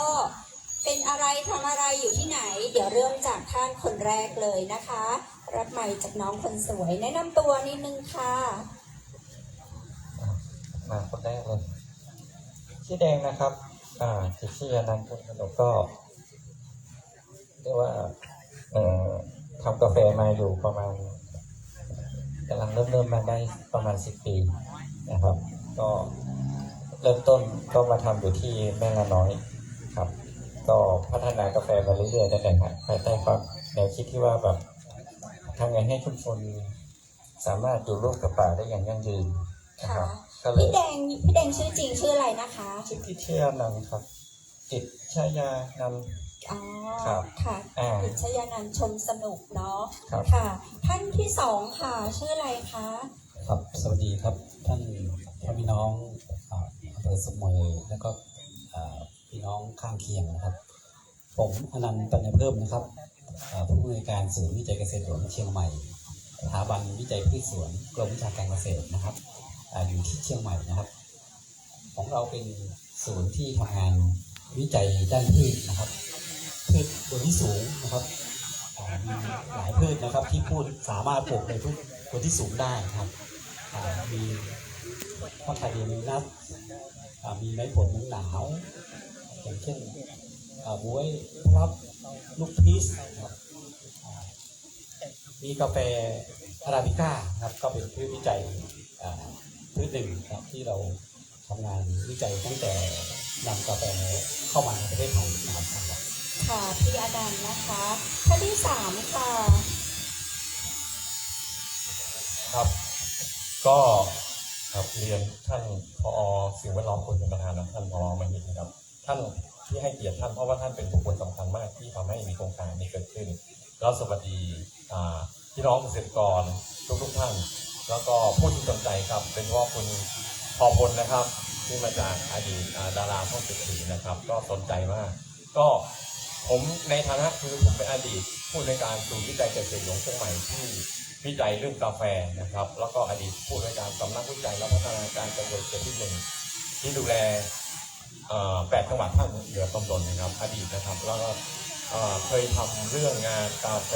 เรื่องงานมัคคาเดเมียหรือไม้เมืองหนาวตั้งแต่ปี2527นะครับมีประสบการณ์ตั้งแต่ปี2527จนถึงปัจจุบันครับปัจจุบันก็มาช่วยโครงการไว้รักเกษตรเราเรียกง่ายๆครับโครงการอนุรักษ์ดินและน้ำแล้วก็ป่าไม้แล้วก็เราเรียกว่าฟ้านักเกษตรครับแค่นี้ก่อนนะครับขอเรียนเชิญท่านคนที่สี่ค่ะสวัสดีครับผมมานพเพียงชาติไทยครับเป็นเจ้าของแบรนด์กาแฟหอมหอกนะครับแล้วก็ในการทำงานกับภาครัฐก็จะเป็นประธานแปลงใหญ่จังหวัดแม่ฮ่องสอนนะครับก็มีส่วนที่เกี่ยวข้องกับการทำงานด้านภาครัฐกับภาคของเกษตรกรการกาแฟก็ส่วนใหญ่นะครับก็ดีใจครับที่ได้มีโอกาสได้มาและเปลี่ยนความรู้แล้วก็ได้เสวนาเกี่ยวกับกาแฟในสิ่งที่ผมจะใช้คำว่าคือพิเศษนะครับคือมหัศจรรย์สำหรับการปลูกในพื้นที่เพราะว่า มันไม่มีพืชไหนครับที่อยู่ใต้ร่มไม้แล้วก็อยากให้ผลผลิตและให้มูลค่าเป็นแสนๆสำหรับการปลูกในพื้นที่5-6 ไร่นะครับก็อยากฝากด้านภาครัฐหรือว่าฝ่ายเอกชนที่ส่งเสริมการปลูกให้ก่อเกิดรายได้ในพืชเกษตรนะอยากให้เขาส่งเสริมอย่างต่อเนื่องแล้วก็รอบด้านนะครับเพราะว่าปัจจุบันมันจะมีเรื่องของการส่งเสริมที่ยังไม่ครบด้านสำหรับมุมมองของผมนะครับเพราะว่ามุมมองของผมก็คือส่งเสริมแล้วขาดช่วงในเรื่องการทำตลาดซึ่งผมสำหรับผมก็ตอนนี้ผมก็ทำในเรื่องของตลาดซะส่วนใหญ่ครับเชิญคนที่5ค่ะสวัสดีครับผมพัที่ร้อยตรีพรชัยปริยาพรคุณครับเจ้าของแบรนด์กาแฟในซอครับแล้วก็เดี๋ยวนี้ก็ดำรงตำแหน่งของท่านแล้วก็คือรองประธานสหกรณ์พัฒนาพื้นที่สูงแบบโครงการหลวงสมเมยครับแล้วก็ในของโครงการก็มีกาแฟอีกตัวหนึ่งครับชื่อกาแฟสมเมยแล้วก็แบรนด์ใช้ไหนครับก็ฝากติดตามแล้วก็อุดหนุนกันด้วยนะครับขอทราบชื่อคนที่6ค่ะสวัสดีครับผมสรสิทธิ์เพชรชลธีกำลังทำกาแฟแบรนด์ม่อนในจองอยู่ที่เลโคครับเป็นเกษตรกรรุ่นใหม่ที่ตัดสินใจย้ายกลับมาอยู่บ้านปัจจุบันทำได้ประมาณ4 ปีเกือบ5 ปีแล้วที่ผลที่อยากทำกาแฟคืออยากให้ชาวบ้านดึงศักยภาพสิ่งที่มีอยู่แล้วต่อยอดเพื่อให้คุณภาพชีวิตของพ่อแม่พี่น้องดีขึ้นครับขอบพระคุณมากค่ะเราก็ได้รู้จักชื่อเสียงเรียงนามทั้ง6 ท่านแล้วนะคะในโอกาสนี้เราจะเข้าสู่ในเรื่องของการพูดคุยค่ะขออนุญาตเริ่มจากท่านพิจิตรศรีปินตาผู้อำนวยการศูนย์วิจัยเกษตรเชียงใหม่ค่ะซึ่งท่านจะมีประสบการณ์เรื่องราวของกาแฟมาเล่าให้พวกเราฟังขอเชิญค่ะท่านค่ะขอบคุณท่านวิทยากรครับ MC ครับก็สวัสดีอีกครั้งนะครับก็ท่านที่นั่งเนี่ยผมดูว่าผมน่าจะอาวุโสที่สุดนะครับเพราะว่าเกษียณอายุราชการแล้วอย่างที่ผมบอกนะครับว่าผมทำงานในที่ศูนย์วิจัยเกษตรหลวงเชียงใหม่นะครับตั้งแต่เป็นสถานีทดลองเกษตรหลวงคุณวางประวัติสถานีนี้ก็คือเกิดเนื่องจากว่าพระบาทสมเด็จพระเจ้าอยู่หัวรัชกาลที่9ในหลวงรัชกาลที่9ท่านเสด็จไปที่บ้านคุณวางพร้อมกับอดีตองค์ประธานมูลนิธิโครงการหลวงขึ้นไปแล้วก็มีเจ้าที่มีนักวิชาการของกรมวิชาการเกษตรหัวหน้าสำนักเกษตรกรมวิชาการเกษตรขึ้นไปด้วยแล้วก็ท่านในหลวงรัชกาลที่9ได้พูดว่าโครงการหลวงสร้างสถานีวิจัยได้ไหมพืชบนที่สูงทั้งหมดเพื่อที่จะให้เกษตรกรบนที่สูงทั้งหมดในประเทศไทยเนี่ยได้เรียนรู้แล้วเป็นแหล่งผลิตภัณฑ์แหล่งขยายพันธุ์ทุกอย่างครับทั้งวิจัยทั้งอบรมทั้งผลิตภัณฑ์ให้ก็ทางมูลที่โครงการหลวงก็บอกว่าทางมูลที่โครงการหลวงยังไม่มีงบประมาณในการที่จะสร้างสถานีขึ้นมาก็ทางได้มอบให้ทางหัวหน้าสำนักงานเกษตรที่สูงตอนนั้นก็คือท่านดำเปิงชลีจันทร์นะครับให้รับสร้างสถานีวิจัยตอนนั้นเป็นสถานีวิจัยนะครับในตอนนั้นเพื่อที่จะทำงานวิจัยพื้นที่สูงสนับสนุนมูลที่โครงการหลวงครับเพราะฉะนั้นชื่อที่คำว่าหลวงเนี่ยคือส่วนมากจะเป็นมูลนิธิโครงการหลวงทั้งหมดแต่ว่า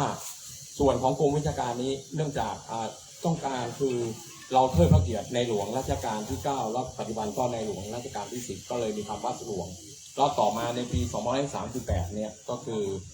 ได้เปลี่ยนชื่อจากสถานีทดลองเกษตรหลวงขุนวางเป็น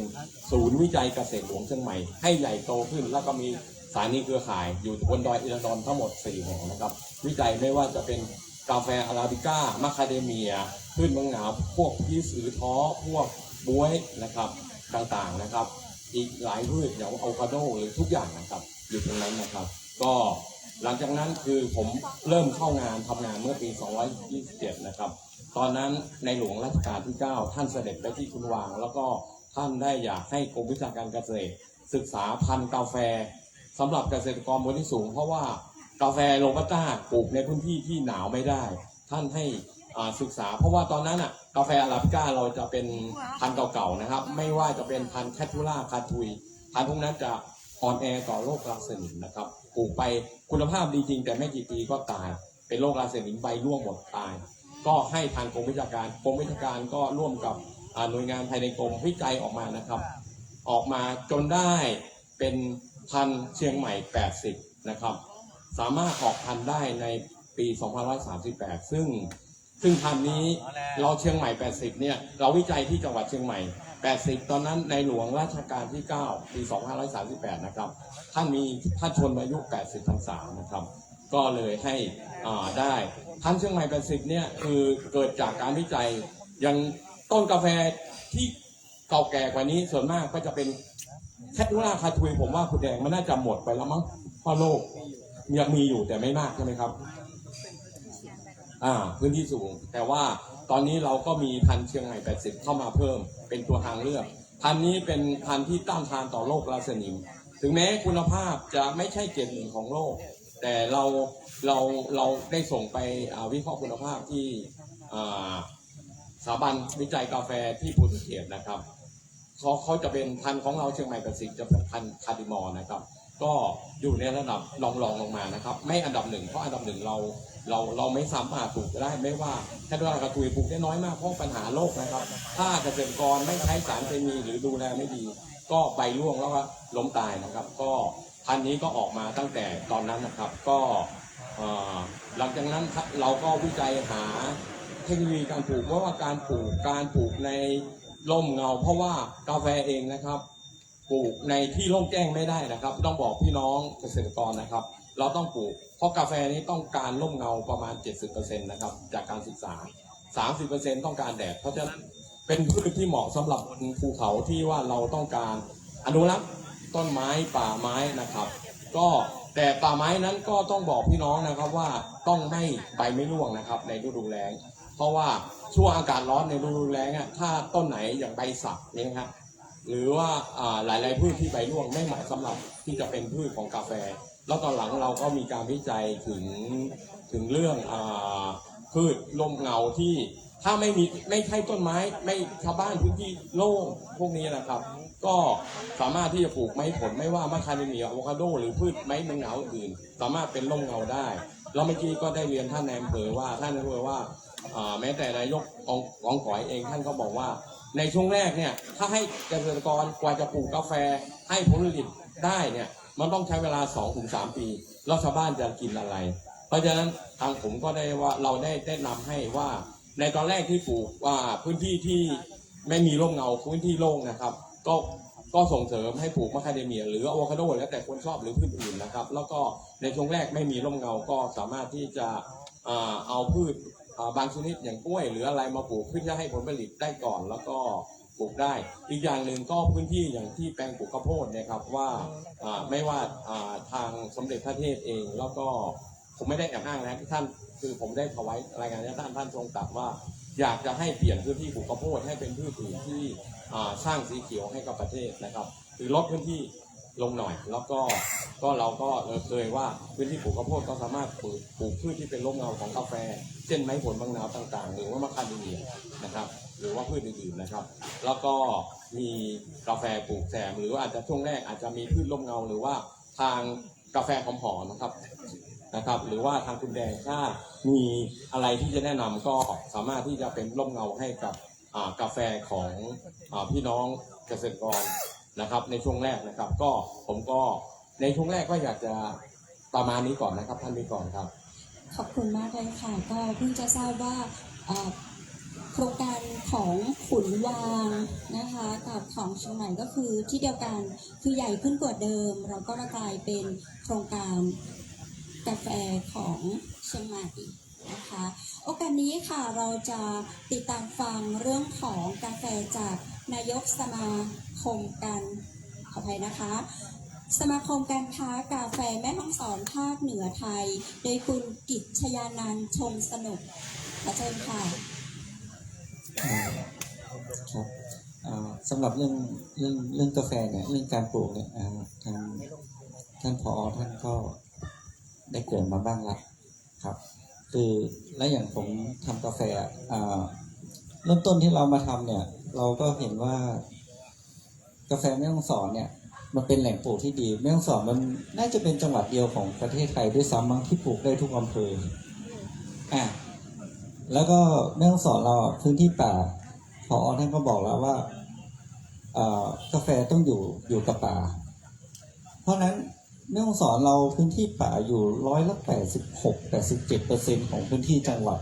เราปลูกกาแฟคุณภาพดีได้สบายเลยแต่ปรากฏว่าตอนที่ผมเข้ามาเริ่มทำครั้งแรกเนี่ยปรากฏว่าชาวบ้านบอกว่าไม่มีราคาที่ทั้งที่เราปลูกได้ทุกอำเภอทุกที่เขาบอกว่าไม่มีราคาผมบอกโอเคงั้นเดี๋ยวเราจะทำราคาเพิ่มแต่ภายใต้แนวคิดของผมก็คือเราจะเพิ่มยังไงให้ได้ผมไม่ได้อยากไปเพิ่มตรงปลายก็คือขั้วขายเนี่ยผมไม่ค่อยอยากเพิ่มตรงนั้นผมบอกว่าถ้าผมจะเพิ่มตอนนั้นเชอร์รี่ราคาอยู่ประมาณ10 บาทผมบอกทำไงให้เชอร์รี่ได้20หมายความว่าถ้าเราเพิ่มราคาเชอร์รี่ได้คนที่จะได้ก็คือคนต้นน้ำที่แท้จริงก็คือคนปลูกเพราะฉะนั้นเรา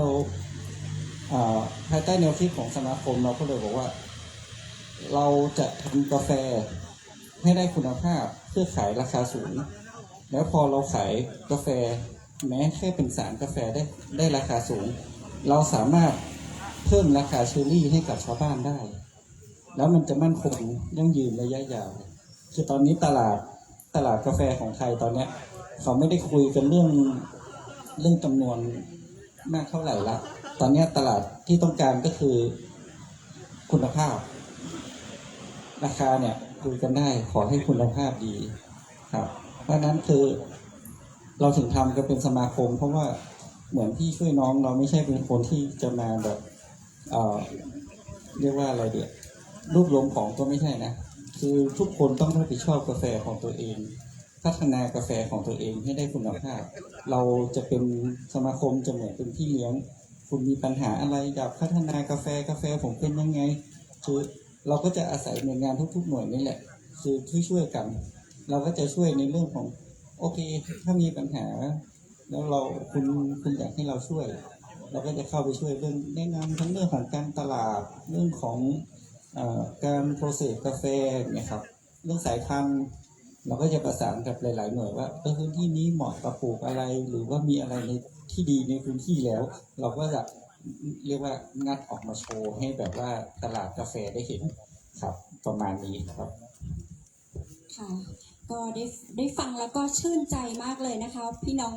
ที่ปลูกกาแฟก็ไม่ต้องกลัวแล้วล่ะค่ะว่าเราจะไม่ได้ขายเราจะไม่ได้กำไรเราจะไม่ได้ต้นทุนนะคะเรามีนายกสมาคมเรื่องของกาแฟที่จะมาเป็นพี่เลี้ยงคอยให้คำแนะนำคอยหาตลาดคอยให้คำปรึกษานะคะก็ชื่นใจกันมากเลยทีเดียวแล้วนะคะคุณกิจชยานันท์ชมสนุกได้มาพูดเพิ่มความมั่นใจให้กับพี่น้องชาวเกษตรกรสวนกาแฟค่ะโอกาสนี้นะคะขอเรียนเชิญผู้เสวนาท่านที่3ค่ะคุณมนพเพียรชอบไพรรองนายกสมาคมเจ้าของแบรนด์กาแฟหอมหอกค่ะเดินทางมาจากอำเภอแม่เสรียงเนาะก็ผ่านไปผ่านมาเส้น108และทานกาแฟที่แม่หอได้ครับก็จะมีโรงครัวอยู่ผมทำกาแฟมาผมอยู่กับกาแฟมา9 ปีแต่ว่าที่ผมมาคือเรื่องของการโปรเซสแล้วก็การกลับมาทำเสียง7 ปีนี้ก็เป็นความรู้ที่ได้จากการแปรรูปหรือการเพิ่มมูลค่าและทั้งแนวคิดเนี่ยผมก็ได้จากพี่แดงครับพี่แดงเป็นคนที่คืออย่างนี้ครับว่าปัจจุบันเนี่ยพี่แดงอาจจะกลับไปทำที่กัลยาซะส่วนใหญ่แต่ว่าเดิมทีที่เรารู้จักกันนี่คือพี่แดงทำมาจากหมู่บ้านเบลลาโตครับเปิดละน้อยนะครับเหนือไม่ห้อมขึ้นไปซึ่งปี2022ของพวกเรากาแฟแม่ฮ่องสอนอยู่ในเกณฑ์ของที่1ของประเทศหลายอำเภอหลายที่ของพี่แดงก็จะเป็นฮันนี่โปรเซสก็คืออธิบายคร่าวๆว่ากาแฟมันจะมีลักษณะการแปรรูปเป็นลักษณะของโปรเซสนะครับว่าไดโปรเซสเวทโปรเซสหรือว่าฮันนี่โปรเซสนะครับซึ่งพี่แดงเนี่ยก็จะได้เรื่องของที่1ของฮันนี่โปรเซสแล้วก็จะมีของคุณชาติชัยที่อำเภอปายนะครับได้ก็คือได้ที่1ของกรมสุขเสริมนะครับแล้วก็ของ COE ด้วยก็จะเป็นเรื่องของวอลโปรเซสแล้วก็กราวโปรเซสครับส่วนผมเนี่ยก็ได้อยู่ ที่15วอตเปอร์เซ็นต์จากอันนี้เปอร์เซ็นต์แล้วก็ที่4ของปี21นะครับเขาจะเป็นเนื้อเปอร์เซ็นต์หรือว่าบาร์เปอร์เซ็นต์นะครับคือที่พูดถึงเรื่องรางวัลหรือเรื่องของคะแนนอันดับของประเทศเนี่ยผมจะซื้อให้กลับไปที่พื้นฐานว่ากาแฟของแม่ฮ่องสอนพื้นฐานดีอยู่แล้วซึ่งเป็นที่ต้องการตลาดอยู่แล้วแต่ยังมีบางช่วงบางอย่างบางตอนที่ยังขาดช่วงในเรื่องของความรู้ที่แท้จริงของเกษตรกรหรือเจ้าที่ส่งเสริมเองเนี่ยที่ให้มาแล้วยังขาดช่วงอยู่นะครับก็ผมมองว่าโอกาสที่จะสร้างมูลค่าให้กับพืชเกษตรกาแฟเนี่ยยังมีอีกเยอะแต่ว่าโดยพื้นฐานแล้วเราต้องปรับพื้นฐานของเกษตรกรให้สร้างความเข้าใจด้วยว่าของที่จะมีมูลค่าสูงเนี่ยมันต้องมาคู่กับคุณภาพที่ดีนะครับถ้าปัจจุบันนั้นอาจจะยังไม่พอใช้ด้วยซ้ำไปอย่างเอโคเนี่ยผลผลิตก็ยังไม่พอของศพเมย์ยังไม่พอแต่ว่าพื้นที่ของศพเมย์หลายๆหมู่บ้านที่อยู่เหนือระดับน้ำทะเล700ขึ้นไปหรือ800ขึ้นไปเนี่ยซึ่งยังไม่ถึง1,000นะแต่ว่าคุณภาพกาแฟใช้ได้เลยทีเดียวผมก็สื่อว่าเรายังมีโอกาสที่จะส่งเสริมพื้นที่ป่าต้นน้ำพื้นที่ชุมชนที่อยู่ป่าต้นน้ำเนี่ยมีรายได้จากการทำเกษตรเรื่องของกาแฟโดยที่ไม่ต้องตัดไม้โดยที่ไม่ต้องเผาทำลายป่าซึ่งมันก็เป็นสิ่งที่กาแฟมันอยู่ได้อยู่แล้วแล้วก็ทางหน่วยงานให้ส่งเสริมให้การโครงการอนุรักษ์ดินป่าน้ำเองหรือว่าโครงการสร้างป่าสร้างรายได้เนี่ยครับมันเป็นโครงการที่ต่อยอดอย่างเป็นรูปธรรมที่มันเห็นได้ชัดว่ามันไม่สูญเปล่าเกษตรกรได้2อย่างเลยได้เงินได้อาชีพได้ป่าต้นน้ำประเทศชาติได้แล้วครับได้เศรษฐกิจได้ป่าต้นน้ำได้ชุมชนที่มีแบบสันติสุขเนี่ยครับผมมองว่าการส่งเสริมเนี่ยควรจะยังเพิ่มนิดนึงก็คือเรื่องขององค์ความรู้ที่ถูกวิธีแล้วก็ต่อยอดไปสู่ในด้านการตลาดให้เกิดความมั่นคงซึ่งจริงๆแล้วผมก็ยังไปใช้คำว่ายุติธรรมราคากับคุณภาพต้องมาด้วยกันก่อนนะครับผมก็ต้องฝากผมไม่ได้ฝากผมฝากในเรื่องการส่งเสริมองค์ความรู้ของหน่วยงานแต่ว่าเกษตรกรที่มารับฟังนะครับผมขอฝากเรื่องของการดูแลให้ถูกวิธีและการทำให้ได้คุณภาพอย่างสิ่งที่ตลาดต้องการคุณจะไม่ได้ราคาตลาดนะครับคุณจะได้ราคาที่เหนือกว่าตลาดเพราะว่ากาแฟแม่ห่อเองกาแฟดุลาเปอร์จะไม่ได้ซื้อขายราคาตลาดนะครับต้องบอกตรงว่าไม่ได้ซื้อขายในราคาตลาดเพราะว่าราคามันเกินกว่าตลาดมันเป็นเรื่องของการเจรจาเรื่องของคุณภาพกับราคาให้มันตรงกันนะครับไม่ใช่เรื่องของตลาดซื้อขายเท่าไหร่ไม่เกี่ยวกับทุกอย่างเนี่ยเขาจะซื้อขายราคาคุณภาพเนี่ยคุณอยู่ในเกณฑ์เท่าไหร่คะแนนคัพปิ้งที่เท่าไหร่มันพูดลึกเข้าไปก็ฝากแค่นี้ก่อนนะครับ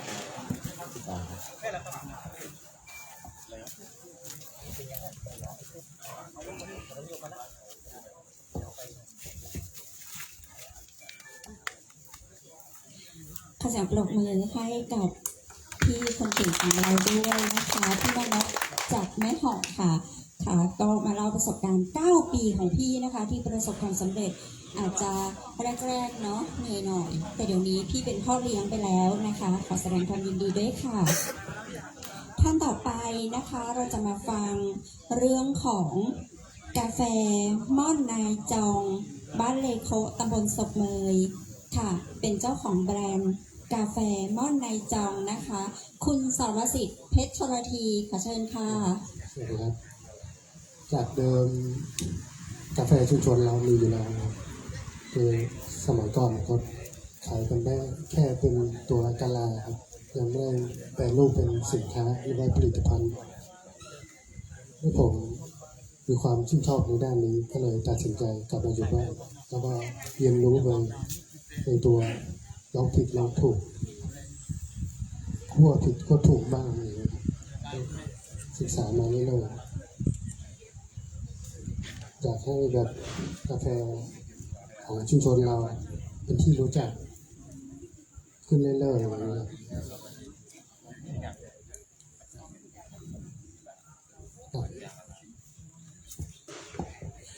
ทำงานเก่งแต่คุยน้อยนะคะของจริงค่ะขอบคุณมากนะคะขอบคุณคุณสรสิทธิ์เพชรชลธีค่ะโอกาสนี้ขอเรียนเชิญทางได้ที่100 ตรีทองชัยกิติยาพรกุลเจ้าของแบรนด์กาแฟในซอตำบลศพเมยอำเภอศพเมยจังหวัดแม่ฮ่องสอนค่ะครับขอสวัสดีพ่อแม่พี่น้องที่เป็นเกษตรกรผู้ปลูกกาแฟเรานะครับ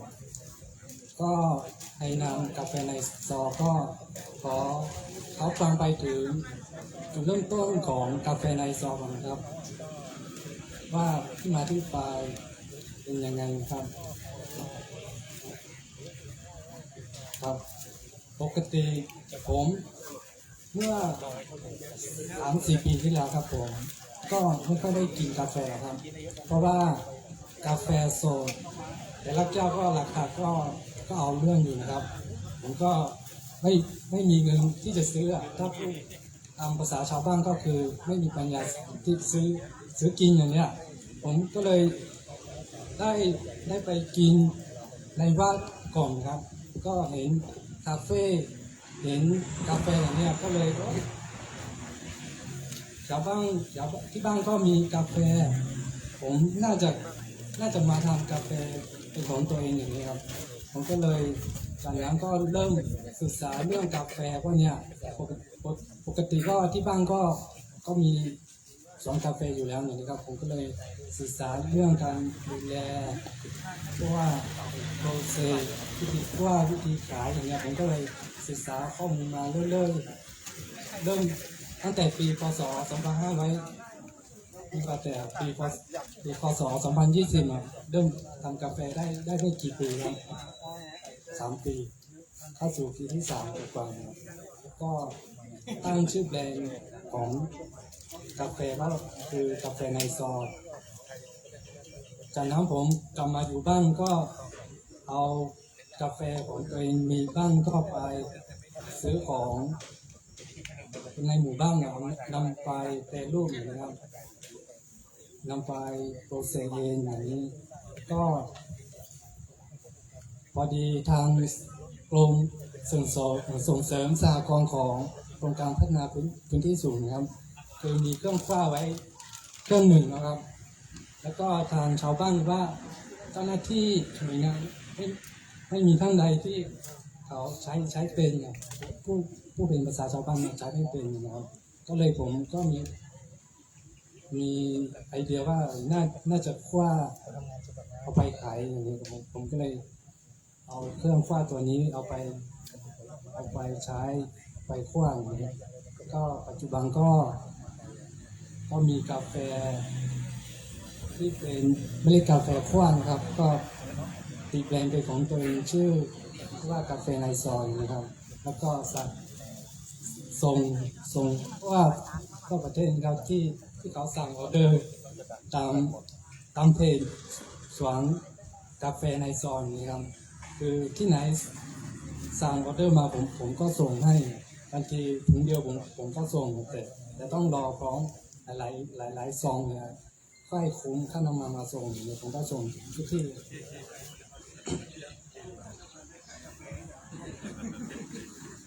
แล้วก็ที่ผ่านมาก็ได้ไปร่วมงานที่แม่ฮ่องสอนครับที่เองก็ไปงานกาแฟโกโก้ของแม่ฮ่องสอนก็เอานำกาแฟนี้ก็ไปขายไปให้เขาชิมแล้วก็ในอนาคตนี้ก็ผมว่ากาแฟในซอน่าจะเป็นที่รู้จักมากกว่านี้แล้วก็ในโปรเจกต์ผมครับว่าจะเปิดร้านกาแฟอยู่แถวท้ายหมู่บ้านแล้วก็จะเปิดหน้าหนาวเนี่ยแล้วก็โฟกัสผู้ลูกค้าที่นักท่องเที่ยวที่ไปกอเซโลเพราะว่าปกติเส้นทางนี้ก็คือทำผ่านของนักท่องเที่ยวที่ไปกอเซโลอยู่แล้วครับแต่ระหว่างทางมันก็มีวิวให้ถ่ายรูปเนี่ยผมก็เลยในหมู่บ้านน่าจะมีร้านเป็นของตัวเองแล้วก็เอาขายกาแฟไปด้วยแล้วก็ขายเนี่ยเขาเรียกว่าไงข คือให้การท่องเที่ยวหรือว่าเพิ่มที่รู้จักของในหมู่บ้านอย่างเงี้ยให้ที่อื่นเขาได้รู้ว่าสมัยก็มีกาแฟเมื่อเรามาเองก็มีกาแฟอันนี้ครับจะได้ให้มาชิมว่าไม่ใช่ว่ามาเที่ยวที่กอเซโลเที่ยวถ่ายรูปกับทะเลหมอกนี่ไม่ใช่มาถึงสมัยก็ต้องมีกาแฟไหนๆก็กาแฟก็ของสมัยก็จะกาแฟของแม่ฮ่องสอนก็ขึ้นชื่ออยู่แล้วก็ไหนๆก็มาแล้วก็ต้องได้ชิมกาแฟของแม่ฮ่องสอนอย่างนี้ครับก็ฝากไว้แค่นี้ก่อนนะครับขอเสียงปรบมือให้กับน้องคนเก่งนะคะ น้องยังเป็นคือดูแล้วน้องเป็นน้องสุดของการเสวนาในวันนี้นะคะ กิจกรรมของน้องไม่เพียงแต่จะนั่งรอขายน้องจะเปิดร้านนะคะ แล้วก็น้องมี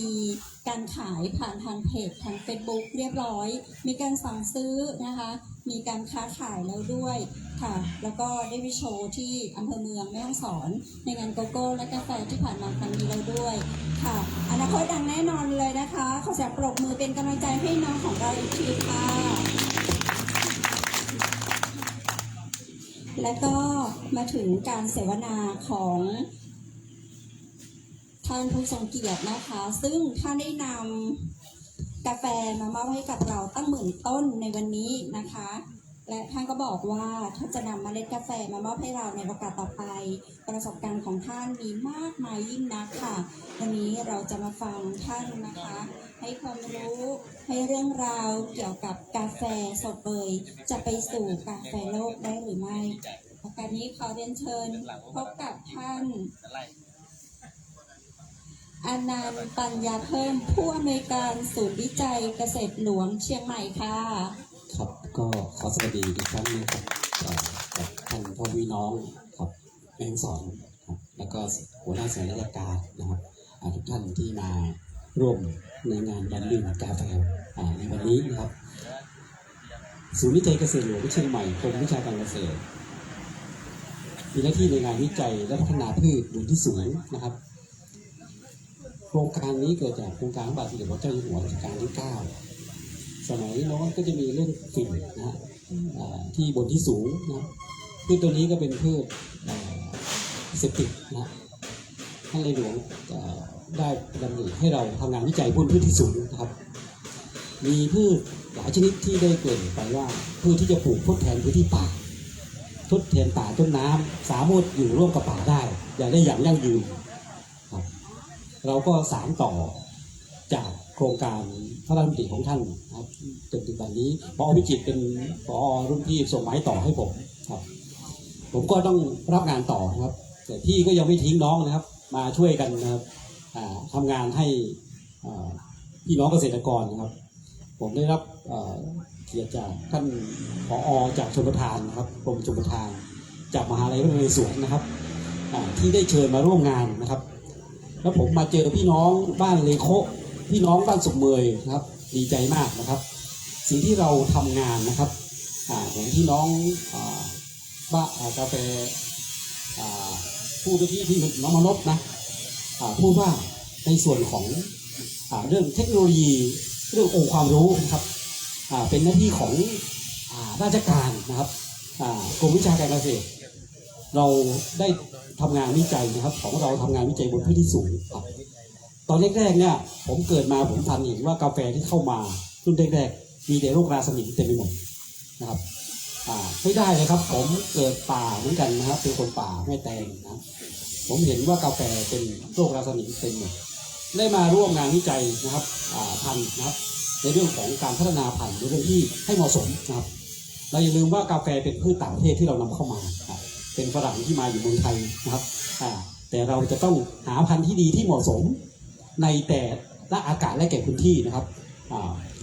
เราพัฒนาวิจัยพันธุ์นะครับรับรองพันธุ์ในเรื่องของพันธุ์แรกที่เราได้คือพันธุ์เชียงใหม่80ที่ท่านผอ.วิจิตรได้กล่าวเกินไปนะครับสิ่งนี้เราก็ยังต้องมีการพัฒนาพันธุ์ไปต่อนะครับสิ่งที่มีต่อไปเราก็จะพันธุ์ว่าเรื่องของพันธุ์ที่มีต้องการความสูงมากกว่านี้เราจะออกพันธุ์เชียงราย1เชียงราย2พันธุ์เชียงใหม่1ครับซึ่งเราจะต้องตอบโจทย์นะครับในเรื่องของสิ่งนี้นะครับว่าเราจะพัฒนากาแฟให้ได้คุณภาพในเรื่องของพันธุ์ เราก็ไม่นิ่งนอนใจในเรื่องของพันธุ์ต่างๆ ที่มีความเหมาะสมในแต่ละพื้นที่ที่สูงนะครับเดี๋ยวผมจะกล่าวต่อไปว่าในเรื่องของการทำกาแฟคุณภาพ แล้วก็การสร้างกาแฟให้ได้มาตรฐาน การทำให้กาแฟได้ราคาดีเนี่ยมีการประกวดกาแฟกันนะครับสิ่งนี้ก็จะเป็นผมจะกล่าวต่อไปว่าเราคือโครงการนี้นะครับเพื่อส่งเสริมเกษตรกรเพื่อดูแลเกษตรกรนะครับงานวิจัยของเราด้านพันธุ์นะครับด้านเทคโนโลยีนะครับเราดูแลตั้งแต่การจัดการนะครับกาแฟให้ได้คุณภาพทำกาแฟยังไงจะให้มีคุณภาพรสชาติกาแฟเป็นพืชเครื่องดื่มครับจากคนที่ดื่มกาแฟไม่เคยดื่มกาแฟแล้วก็ดื่มกาแฟแล้วก็ต้องดื่มกาแฟวันละ2 แก้ว 3 แก้วทุกวันนี้เรากาแฟไม่เพียงพอในประเทศไทยเนี่ยไม่เพียงพอนะครับเราต้องซื้อกาแฟจากต่างประเทศมานะครับซึ่งพื้นฐานเมื่อกี้น้องมโนพูดว่ากาแฟต่างประเทศราคาก็ไม่แตกต่างจากประเทศไทยนะปีที่ผ่านมาเรา200นะตลาดแต่ต่างประเทศเขา190นะแต่ทีนี้หน้าที่ของส่วนราชการต้องมีหน้าที่ยังไงต้องดูแลเกษตรกรทำยังไงต้องต่อสู้ได้ที่จริงเป็นเขาเรียกว่า FTA นะแต่เราก็เป็นพืชกาแฟเป็นพืชโควต้าที่ต้องดูแลพี่น้องเกษตรกรซึ่งเราต้องดูแลให้เป็นไปตลอดนะครับในเรื่องของเทคโนโลยีในการผลิตนะครับการจัดการในเรื่องของการเกษตรกรรมนะครับการตัดแต่งกิ่งก็ดีการทำสาวก็ดีครับอันนี้เรามีเทคโนโลยีในการนะครับเรื่องปุ๋ยนะครับปุ๋ยคือธาตุอาหารนะถามพ่อพี่น้องบอกว่าผมปลูกกาแฟอินทรีย์แต่ไม่ให้ปุ๋ยเลยนะอินทรีย์แบบธรรมชาตินะครับต่อไปก็จะกินแบบกาแฟที่จืดๆนะครับเหมือนพ่อพี่น้องกินมะละกอที่ไม่ได้ใส่ปุ๋ยจืดๆกินมะม่วงที่ไม่ได้ใส่ปุ๋ยนะครับกาแฟเป็นพืชที่ต้องการอาหารนะครับถึงแม้ว่าพี่น้องจะลองแบบอินทรีย์นะครับอินทรีย์แล้วก็ให้ปุ๋ยอินทรีย์ครับวันนี้ผมลืมกล่าวไปว่าเรามาร่วมกับกรมวิชาการเกษตรในส่วนของจังหวัดแม่ฮ่องสอนอีกหน่วยหนึ่งคือศูนย์วิจัยและพัฒนาการเกษตรแม่ฮ่องสอนอันนี้ก็เป็นองค์กรของกรมวิชาการเกษตรที่ดูแลซึ่งการขยายผลนำงานวิจัยนำไปใช้ประโยชน์เราร่วมกับกรมส่งเสริมการเกษตรนะกรมพัฒนาที่ดินนะครับสิ่งนี้กระทรวงเกษตรเนี่ยเราร่วมกันงานการทำบูรณาการทำวันนี้ท่านชลประทานท่านไม่ให้น้ำอย่างเดียวท่านมาดูแลเกษตรกรบ้านศพมืออีกนะครับเป็นสิ่งที่ยิ่งใหญ่เป็นอย่างยิ่งเนี่ยที่เราต้องผมมีความภูมิใจแทนพี่น้องบ้านแม่ฮ่องสอนทุกท่านนะครับว่าเรามีองค์กรที่ช่วยกันดูแลนะครับแต่พี่น้องต้องเข้าใจในเรื่องของการจัดการการดูแลใส่ปุ๋ยนะครับการรับรองมาตรฐานเมื่อกี้พูดถึงอินทรีย์ก็ต้องมีใส่ปุ๋ยอินทรีย์การจัดการไม่ใช้ใส่สารเคมีนะครับเรื่องของการใช้ยาฆ่าแมลงก็ดีใช้ยาฆ่าหญ้าก็ดีพี่น้องไม่ใช้เราต้องมีวิธีการในการป้องกันการใช้สารการดูแลป้องกันกำจัดโรคโดยการเกษตรกรรมอย่างเช่นการใช้สารล่อตัวมอดซึ่งไอ้ตัวนี้ก็เป็นตัวสำคัญที่ทำให้กาแฟผลผลิตลดลงจากที่เราได้100นะจะเหลือสัก 50%แล้วตอนนี้แพร่หลายไปเต็มรอยนะครับสิ่งนี้เราต้องทำงานร่วมกันนะครับเรามีเทคโนโลยีเราต้องการเพื่อนเราต้องการแนวร่วมสิ่งนี้เราต้องร่วมมือร่วมใจกันเหมือนที่น้องมโนพูดผมภูมิใจมากเลยครับเรามีเทคโนโลยีนะครับในเรื่องของการป้องกันกำจัดมอดผมถ้าเอาให้ไปล่อมอดอย่างเดียวก็มาสวนพี่มโนคนเดียวมาสวนพี่แดงคนเดียวถ้าเราไม่ร่วมมือกับท่านนายกเทศบาลนายกส่วนท้องถิ่นกำนันผู้ใหญ่บ้านเราต้องทำในผืนรวมต้องทำร่วมกันเพื่อเราจะพัฒนาคุณภาพให้กาแฟได้มาตรฐานมาตรฐานยังไงก็เป็นทุกวันเนี่ยเมื่อกี้น้องพูดไปแล้วเป็นกาแฟชนิดพิเศษกาแฟชนิดพิเศษต้องคัพปิ้งชิมแล้วได้คะแนน 80% ขึ้นไปนะครับอันเนี้ยกาแฟเป็นอาหารเป็นเครื่องดื่มบริษัทเอกชนเขาซื้อกาแฟเขามีการคัพปิ้งก่อนหน้าตรงนั้นแล้วรู้แล้วว่ากาแฟผมไม่ดีเขาก็ซื้อแบบกดราคาเลยกาแฟไม่ใส่ปุ๋ยบอดี้ก็ไม่มีกินก็เหมือนกินน้ำเปล่าๆถ้าบอดี้หรือว่าความเขาเรียกว่า density ความแน่นไม่มีเลยเหมือนเขาบอกว่าเป็นยังไงนะเปรียบเทียบ density กับอะไรเหมือนกินนมกับกินน้ำถ้ากินนมก็หนักเหมือนกาแฟน้ำเปล่าๆกับน้ำเปล่าแล้วไม่กลิ่นนะมีกลิ่นที่รสชาติที่ดีเขาก็มีการคัพปิ้งมีการเทสพวกนี้นะก่อนที่จะมีนี่ก็มี มีการวันนี้นะครับเรามีงานที่เราคือการคัพปิ้งกาแฟและก็ชิมกาแฟครับมีการมีเจ้าหน้าที่ของผมนะที่ผ่านกับทิวเกเดอร์นะมาการคัพปิ้งกาแฟที่ใช้สถานที่ของสาธารณสุขนะครับตอนนี้กำลังคัพปิ้งกันอยู่นะก็จะรู้ว่ากาแฟที่ได้คุณภาพมาตรฐานของท่านกำนันหรือท่านของเลโคเป็นยังไงบ้างนะครับอันนี้เป็นสิ่งเบื้องต้นที่เราจะพัฒนากาแฟให้ได้คุณภาพนะครับเรื่องของการจัดการในเรื่องของการโปรเซสก็ดีนะครับเดี๋ยวนี้มันมีการโปรเซสหลายโปรเซสแล้วนะครับในเรื่องของdry process หรือว่าเอากาแฟมาตากแห้งก็ดีเลยทีเดียวwater process นะหรือ honey process เดี๋ยวนี้มีแบบใหม่innovative หรือว่านวัตกรรมใหม่การใช้ยีสต์เข้าไปหมักเข้าไปนะทำให้มีคุณภาพรสชาติกลิ่นหอมที่ออกมาเขาเรียกว่าโอโรมาที่ดีมีอะไรที่แตกต่างนะครับสิ่งนี้เรามีในเรื่องของส่วนราชการกับภาคเอกชนนะเราร่วมมือกันนะในเรื่องของการพัฒนากาแฟไทยนะจะให้ผมพูดกี่รอบครับ2 รอบ เอาที่ท่านมีอยากจะให้พี่น้องประชาชนของเราทางสมเลยค่ะได้เข้าใจแล้วก็ได้มีอาชีพเป็นเจ้าของสวนกาแฟที่มั่งคั่งต่อไปค่ะท่านครับโอเคครับคือนี้กาแฟเนี่ยเขาไปปลูกร่วมกับป่าได้ปลูกร่วมไม้เศรษฐกิจอย่างอื่นก็ได้เพราะเขาต้องการร่วมเงาที่พอพิจิตรพูดนะผมมีพืชมะคาเดเมียนัสเป็นคิงแห่งนัทเป็นไม้จากที่พระบาทสมเด็จเจ้าอยู่หัวพระราชทานชอบส่งพระองค์ให้มาทดลองวิจัยนะครับก็เป็นไม้ที่สร้างป่าสร้างได้คนอยู่ร่วมกับป่าได้เป็นอย่างยั่งยืนมีไม้ผลเมืองหนาวหลายตัวนะครับมีพลับหวานเนี่ยเรามีบ๊วยนะครับทุกวันนี้เรามีพืชหลายตัวนะครับลูกพิษเราก็ยังไม่ทิ้งเรากินกาแฟหอมกลิ่นพิษเกล็ดสโตนฟู้ดหรือผลไม้เปลือกไข่งูเราต้องรู้ว่ากลิ่นพิษเป็นยังไงแล้วก็ทีนี้ถ้าพื้นที่ความหนาวเพียงพอเรามีพืชหลายๆตัวที่เราจะให้พ่อพี่น้องได้นะครับในเรื่องของพันธุ์ต่างๆนี่ก็ดีนะครับเราสามารถให้ได้กับพ่อพี่น้องนะครับในลักษณะของการแจกจ่ายและการจำหน่ายกาแฟอาราบิก้าเนี่ยเราสามารถจ่ายให้เกษตรกรได้ใน1 ไร่ในเกษตรกร1 รายมะคาเดเมียก็เหมือนกันนะสิ่งนี้เราก็ต้องพวกผมก็ทุกวันนี้ก็เรื่องปัญหาเรื่องพวกมันก็ยังน้อยนะฮะแต่ว่าเรื่องการจำหน่ายกาแฟนี่ผมจำหน่ายตัวละ7 บาทนะแต่นี้ผมให้พี่น้องแมงสอนฟรีนะครับ10,000 ต้นนะครับตอนนี้พี่น้องแมงสอนอยากได้กับมะคาเดเมียอีกแล้วทีนี้ผมขอปีนี้ไปก่อนนะครับปีหน้าก็ว่ากันอีกทีว่าเราจะสร้างป่าสร้างรายได้เพื่อเศรษฐกิจบนที่สูงอย่างไรนะครับกาแฟปลูกร่วมกับพืชเศรษฐกิจหลายตัวนะครับเราไม่ใช่รอกินกาแฟอย่างเดียวนะการทำกาแฟให้คุณภาพนะเมื่อกี้รับรองคุณภาพแบบอินทรีย์นะอินทรีย์ก็เป็นลักษณะที่ไม่ใช้ปุ๋ยเคมีนะก็จะมีรสชาติที่มีความหอมนะมีจุลินทรีย์เฉพาะของเขานะเขาก็จะไปทำกาแฟชนิดพิเศษได้ดีนะการรับรองแบบ GAP สามารถใส่ปุ๋ยเคมีได้นะอันนี้ก็เป็นสิ่งหนึ่งที่เราจะต้องแบ่งแยกกันชัดเจนว่าในเรื่องของการรับรองมาตรฐานนะทุกวันนี้ทางโลกเขาพูดถึงคาร์บอนเครดิตนะครับเราจะ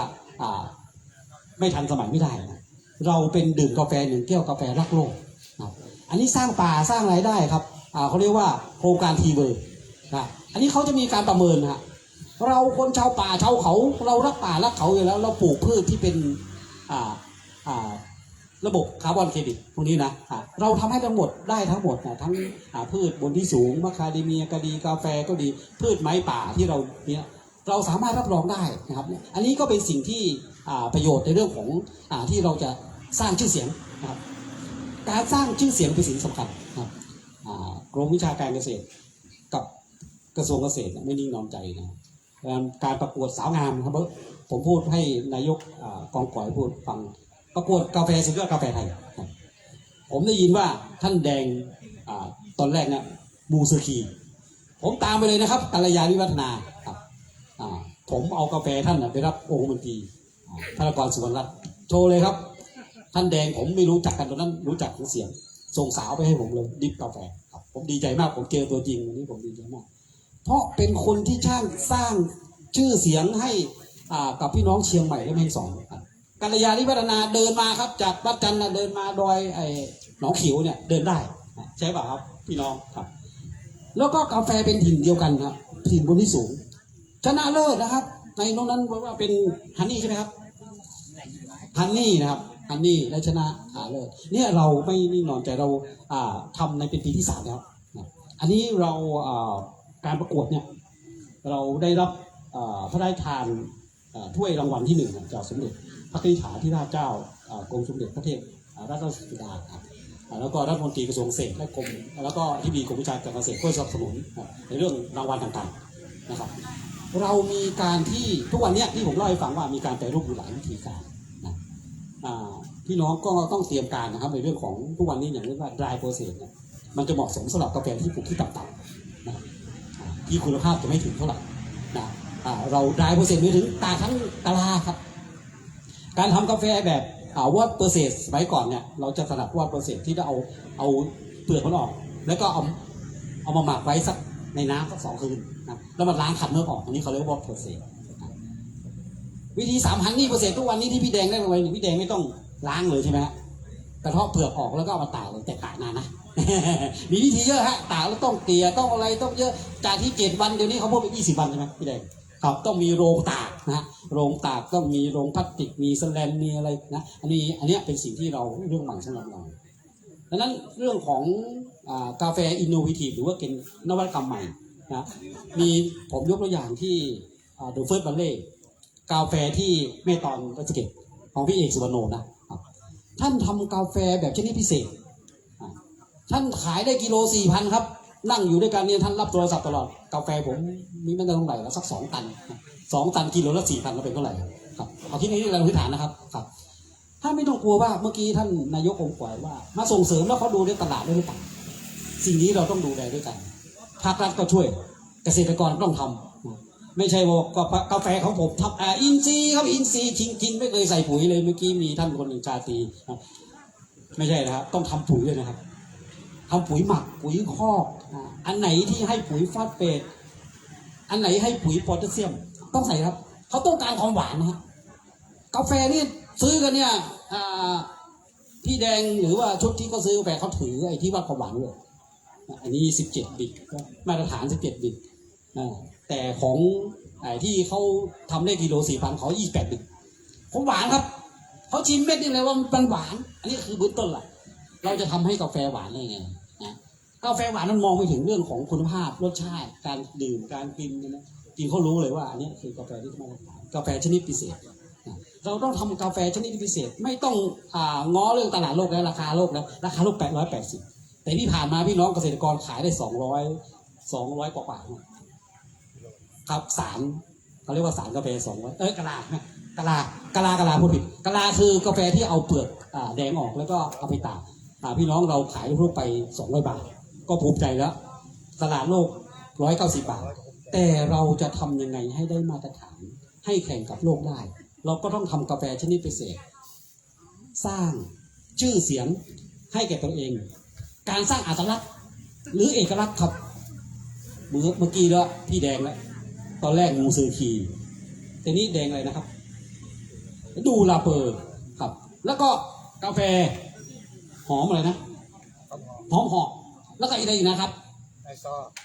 อันนี้เกิดจากที่การประกวดทั้งนั้นเลยสร้างชื่อโดยการประกวดทั้งนั้นเลยครับ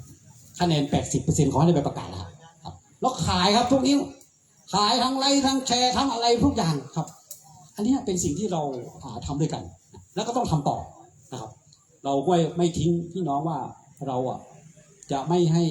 เรานำเข้ากาแฟมันได้ยังไงกาแฟเราไม่พอทานนะไม่พอดื่มสร้างกาแฟสร้างชื่อเสียงนะสร้างอัตลักษณ์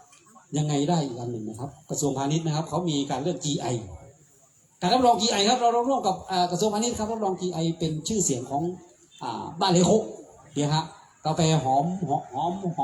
กาแฟแต่ละที่แต่ละถิ่นหรือว่าจะเป็น GI แม่ฮ่องสอนทำยังครับพี่แดงอย่างนะอันนี้เป็นตัวหนึ่งนะผมไปทำช่วยกับอ่างขางโครงการหลวงกาแฟอ่างขางนะครับแต่ต้องเรียบร้อยหมดแล้วเหลือแต่ประชาวิจารณ์พี่น้องต้องได้รับผลประโยชน์จากลิขสิทธิ์กาแฟ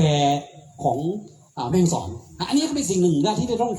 เราทำงานร่วมกันนะ มีสถาบันพัฒนาที่สูงเรามีโครงการหลวงที่เข้าไปในพื้นที่เรามีเอกชนนะที่จะต้องแย่งกันซื้อกาแฟนะกาแฟไม่พอขายผมดีใจว่าผมไปถามแล้วมีเอกชนตรงไหนที่เขาไปดูแลด้วยมีหลายท่านนะฮะที่ผมได้ไปดูสิ่งนี้นะครับเราไม่ทิ้งกันครับเราไม่ทิ้งกันครับเรารักป่ารักโลกนะครับเราต้องทำระบบมาตรฐานให้ได้นะครับครับโอกาสนี้ขอแค่นี้ก่อนครับผมครับขอบคุณมากค่ะวันนี้เราได้ฟังเรื่องราวสถานการณ์ของกาแฟนะคะจังหวัดแม่ฮ่องสอนของเราค่ะก็มุ่งหน้าเดินทางไปสู่กาแฟโลกนะคะมากกว่า 80% แล้วนะคะเชื่อไว้ค่ะใครที่ไม่เชื่อหรือว่าใครที่มีคำถามอะไรยกมือขึ้นถามได้เลยนะคะเดี๋ยวเราจะให้ทางผู้มาเสวนามาเป็นวิทยากรมาให้ความรู้เกี่ยวกับเรื่องของกาแฟวันนี้ให้คำตอบค่ะยกมือขึ้นได้เลยนะคะขอเชิญค่ะพี่น้องสื่อมวลชนมีคำถามไหมคะพ่อแม่พี่น้องประชาชนแขกผู้มีเกียรติทุกท่านค่ะสามารถถามได้เลยนะคะยกมือขึ้นค่ะเดี๋ยวดีเจดอยจะนำไมค์ไปให้ท่านนะคะค่ะยกมือขึ้นได้เลยนะคะวันนี้ขออนุญาตคือผมว่าแต่ละคนน่าจะมีรอบที่สองครับคือตอนนี้ยังไม่มีคำถามเพราะผมถามเห็นแล้วยังไม่คำถามนะครับก็ผมขออนุญาตนะครับเพราะว่ารอบที่สองเมื่อกี้เกิดนะครับเกินแต่พอนั้นท่านจะเกินยาวไปหน่อยท่านมีความรู้เยอะ คืออยากจะเรียนทางหัวหน้าส่วนราชการหรือว่าพี่น้องเกษตรกรที่ปลูกนะครับกาแฟมันไม่ใช่อยู่ที่เดิมกาแฟมันจะก้าวต่อไปนะครับทุกอย่างมันสัมพันธ์กันหมดอย่างวันนี้ก็จะมีคือผู้วิจัยกาแฟอย่างผมอดีตแล้วก็ผอ.อนันต์ทางด้านคุณแดงนี่จะเป็นผู้ผลิตด้วยใช่ไหมครับหรือว่าผู้ปลูกด้วยหรือเปล่าฝ่ายพัฒนาคือเป็นผลิตภัณฑ์ใช่ไหมครับครับก็ผลิตสารกาแฟคือจะเป็นคล้ายๆผู้แปรรูปอะไรพวกนี้ใช่ไหมครับผู้อยู่ในขั้นกลางน้ำแล้วนะครับแล้วคุณมนพนี่ก็เป็นอยู่กลางน้ำใช่ไหมครับปลูกด้วยใช่ไหมครับเนี่ยคนนี้จะครบเกือบทุกอย่างคือต้นน้ำคือผู้ปลูกนะครับหลังจากนั้นก็จะเป็นผู้ผลิตแล้วก็ตลาดแต่คุณแดงนี่ก็มีตลาดด้วยใช่ไหมครับมีกลางน้ำแล้วมีผลิตเป็นแปรรูปไม่ครับ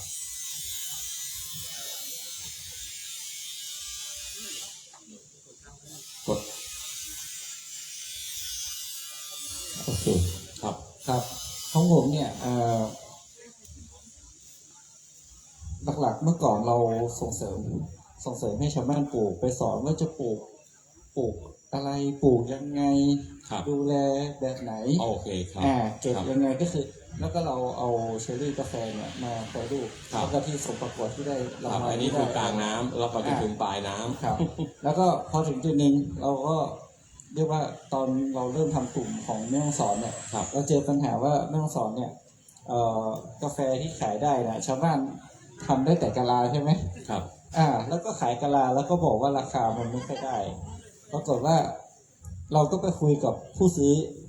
พอดีเพื่อนเยอะเพื่อนที่เป็นพวกโรงคั่วร้านกาแฟอย่างเงี้ยคนซื้อบอกว่าหาซื้อกาแฟแม่ฮ่องสอนยากในตลาดหายากมากกาแฟแม่ฮ่องสอนพอกลับมาคุยกับต้นน้ำเนี่ยคนซื้อเขารอซื้อคนขายบอกว่าหาผู้ซื้อยากตกลงใครพูดผิดปรากฏว่าเรามาดูก็ปรากฏว่าผู้ผลิตทำได้แค่ตากกาแฟเสร็จแล้วก็จะขายเป็นกะลาแต่คนซื้อเขาอยากซื้อเป็นสารกาแฟที่ซื้อไปเสร็จเขาไปคั่วได้เลย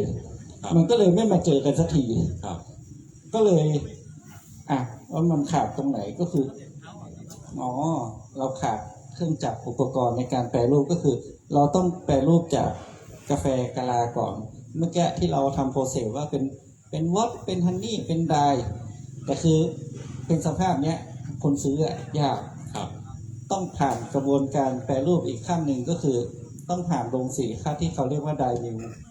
ซึ่งในต่างประเทศเนี่ยเขามีแต่เมืองไทยมีน้อยมากส่วนใหญ่จะอยู่นู่นแหละไปกระจุกกันเชียงราย ผมก็เลย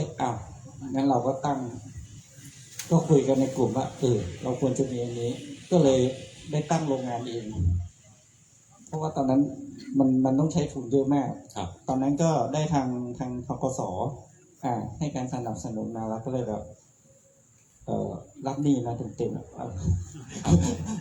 เพราะของมันจำเป็นต้องมีไม่งั้นก็คือพวกเราก็จะขายกาแฟกันยากพอตอนเนี้ยเรามีโรงแปรรูปแล้วทีเนี้ยเราถึงกลุ่มแม่ฮ่องสอนเนี่ยส่วนใหญ่ก็คือเราสบายใจแล้วพอถึงเวลา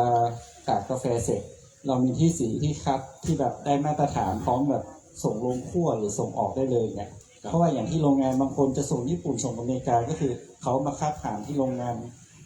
นของเราเนี่ยมันก็สามารถส่งออกได้เลยทีเนี้ยเกษตรกรเองสามารถขายสารได้โดยตรงละเพราะว่าที่โรงงานไม่ให้โรงรับซื้อเพราะว่าเป็นแค่แปรรูปให้เฉยๆสิทธิ์เป็นของเกษตรกรกาแฟเกษตรกรมีสิทธิ์ที่จะขายให้ใครก็ได้แต่ถ้าคุณไม่มีที่ขายตอนนี้สมาคมผู้ค้ากาแฟแม่ฮ่องสอนก็คือเราก็เป็นเหมือนตลาดกลางอีกตลาดหนึ่งคนทำอยากขายคุณเอามาฝากขายได้แต่เราไม่ใช่ซื้อนะแล้วเราจะไปบอกผู้ซื้อว่า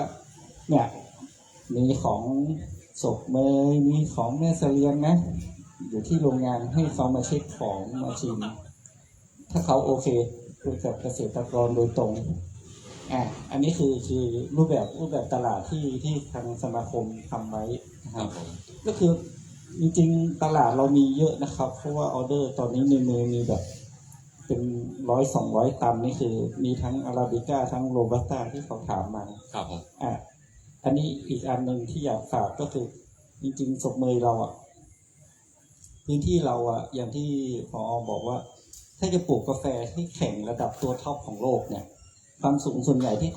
ขารีเควสเลยว่าแบบ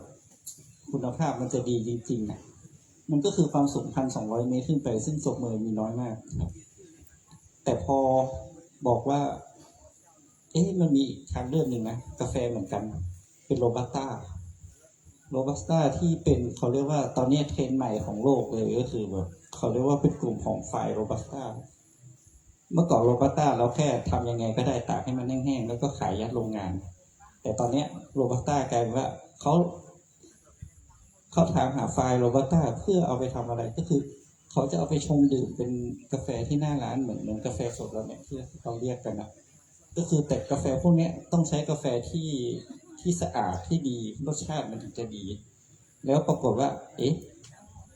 กาแฟโรบัสต้าที่ปลูกที่สูงเมื่อก่อนเราบอกว่าเราปลูกไม่ค่อยได้เนาะเพราะว่าผลผลิตมันจะไม่เหมือนทางใต้เขาปลูกแบบระดับแบบประมาณไม่ถึง100 เมตรมั้งจากระดับนั้นใช่ครับถูกต้องครับแต่ปรากฏว่าพอเอาโรบัสต้ามาปลูกเหนือเนี่ยกลายเป็นว่ามันมีรสชาติที่เป็นเอกลักษณ์ของทางพื้นที่สูงปรากฏว่ามันมีเรื่องของแบบ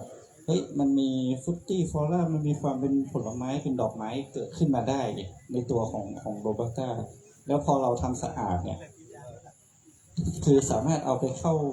าแข่งเอารางวัลได้เลยเหมือนปีนั้นก็แบบที่2ก็เป็นมาจากเชียงรายเนาะใช่ปีนี้ที่1เมืองน่านเมืองน่านนี่คือพื้นที่เนี่ยใช่มีทั้งสูงทั้งต่ำก็คือเมืองน่านเนี่ยท็อปบนเขาเป็นอาราบิก้าอยู่แล้วเพราะเขาเอาเกชาเอาอะไรไปปลูกแต่คือพื้นที่ที่ต่ำลงมาเนี่ยปรากฏว่าโรบัสต้ากับทำได้ดีแล้วก็รสชาติเป็นเอกลักษณ์มากๆเนี่ยก็คือผมว่าศพเนยเราทำได้นะหลายพื้นที่ฮะใช่ต้องเลือกพื้นที่ให้เหมาะกับเขาครับเชื่อว่าเราสามารถขยายพื้นที่ปลูกได้เยอะครับเพราะว่าปริมาณการใช้โรบัสต้าเนี่ยในประเทศไทยก็ถือว่าสูงมากๆนะทุกวันนี้เราก็ผลิตไม่พอใช้อยู่ละถ้ารวมทั้งอาราบิก้าโรบัสต้าเนี่ยในไทยเราปลูกเราผลิตได้อยู่ประมาณ 20,000 ตันต่อปีเนาะนะครับถ้าตัวเลขผมจะไม่ผิดแต่ปริมาณการใช้ของเราเนี่ยประเทศไทยเราอยู่ที่ประมาณ 80,000 ตันต่อปีซึ่งยังจะสูงขึ้นไปอีกประเทศไทยเราแบบเพราะว่าเมื่อก่อนตอนผมเริ่มเนี่ยเราบอกว่าเราใช้อยู่ประมาณ 60,000 ตันต่อปี ผ่านมาแค่ไม่กี่ปีเราบอกเราใช้ไปอยู่80,000เฮ้ยเดี๋ยวไอ้กำลังการผลิตยังไม่ทันเพิ่มเลยแต่การใช้การบริโภคในประเทศเราสูงขึ้นแบบเร็วมากๆเพราะว่าเราทั้งผลิตใช้เองด้วยแล้วก็ผลิตเป็นอินสแตนต์เพื่อส่งออกด้วยนะครับเพราะนั้นคือโรบัสต้าอนาคตยังสดใสฮะยิ่งไฟโรบัสต้าตลาดโลกแบบมีความต้องการเพิ่มขึ้นแบบเร็วมากแต่ผู้ผลิตยังมีไม่เพียงพอครับอันนี้คือฝากไว้ทางสำนักงานเกษตรทางนี้คือฝากช่วยดูด้วยครับแล้วก็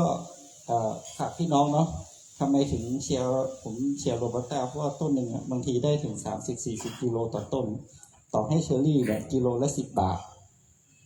เชอรี่ผลสุกของโรบัสต้านะฮะ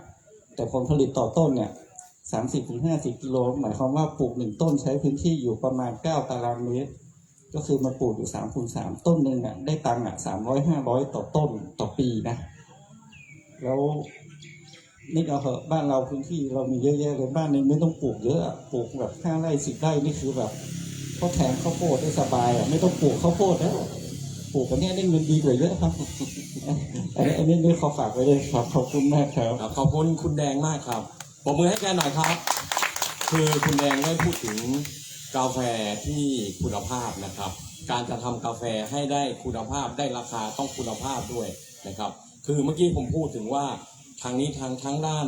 การต้นน้ำมีนิดหน่อยมีกลางน้ำปลายน้ำคุณหอมเหาะนี่จะเป็นทั้งต้นน้ำกลางน้ำปลายน้ำนะครับแล้วทางน้องในกาแฟในซองกาแฟม่อนในยองก็จะเหมือนกันครับว่าตอนแรกก็เป็น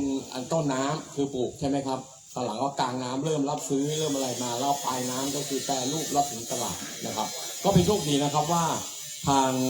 พี่น้องแม่ฮ่องสอนมีทั้งคุณแดงที่มาช่วยในด้านกาแฟแล้วก็มีน้องมานพใช่ไหมครับที่กาแฟหอมหอมนี่ดังมากนะครับเพราะว่ากาแฟเขาขายดีมากอันนี้คือมาช่วยส่วนหนึ่งซึ่งจะช่วยกาแฟแม่ฮ่องสอนเราพัฒนาไปแล้วก็มีน้องรุ่นใหม่เยาวชนรุ่นใหม่2 คนนี้ต้องขอชื่นชมมากที่เขามีความคิดที่จะพัฒนาคือไม่ใช่ปลูกอย่างเดียวนะครับปลูกแล้วก็แปรรูปจนถึงตลาดเก่งมากครับเกษตรกรรุ่นใหม่นะครับทีนี้ผมขออนุญาตเสริมที่อยากจะพูดไปว่ากาแฟนะครับคือต้องถามบางคนถามว่ากาแฟดีคือกาแฟยังไงจะทำไงให้ได้กาแฟดีนะครับกาแฟดีไม่ใช่แค่พันธุ์ดีอย่างเดียวไม่ใช่แปรรูปเก่งอย่างเดียวนะครับกาแฟดีของเราเนี่ยการทำกาแฟให้มีคุณภาพนะครับมันต้องเริ่มตั้งแต่พื้นที่ปลูกแหล่งปลูกเหมาะสมไหมกรมวิชาการเกษตรนะครับผมเป็นอดีตข้าราชการกรมวิชาการเกษตรนะครับเราได้กำหนดไว้แล้วว่าพื้นที่ที่เหมาะสำหรับกาแฟอาราบิก้าคือตั้งแต่700 เมตรขึ้นไปแต่ใน700 เมตรเนี่ยเรายังแบ่งอีกว่าระดับ700 เมตรถึง900 เมตรถึงต่ำกว่า 1,000 เมตรเนี่ยเป็นกาแฟอาราบิก้าที่ระดับเกรดหมายถึงว่าที่จะปลูกได้คุณภาพอีกระดับหนึ่งแต่กาแฟอย่างที่คุณแดงพูดว่าตั้งแต่ 1,000 เมตรขึ้นไปจะเป็นอีกเกรดหนึ่งนะครับเพราะฉะนั้นผมก็ได้ฝากผอ.อนันต์ไว้ว่าในการประกวดต้องแบ่งความสูงด้วยเพื่อความยุติธรรมเอากาแฟที่สูงหมายถึงว่านักวิ่งทีมชาติมาแข่งกับนักวิ่งจังหวัดแม่ฮ่องสอนทีมชาติมันชนะอยู่แล้วเพราะฉะนั้นให้แบ่งประเภทเป็นระดับความสูงด้วยแล้วก็ตอนนี้ยังไม่ได้แบ่งเป็นกาแฟ NC พี่น้องแม่ฮ่องสอนเนี่ยคือส่วนมากโดยเฉพาะที่ตำบลสมเมยที่ทาง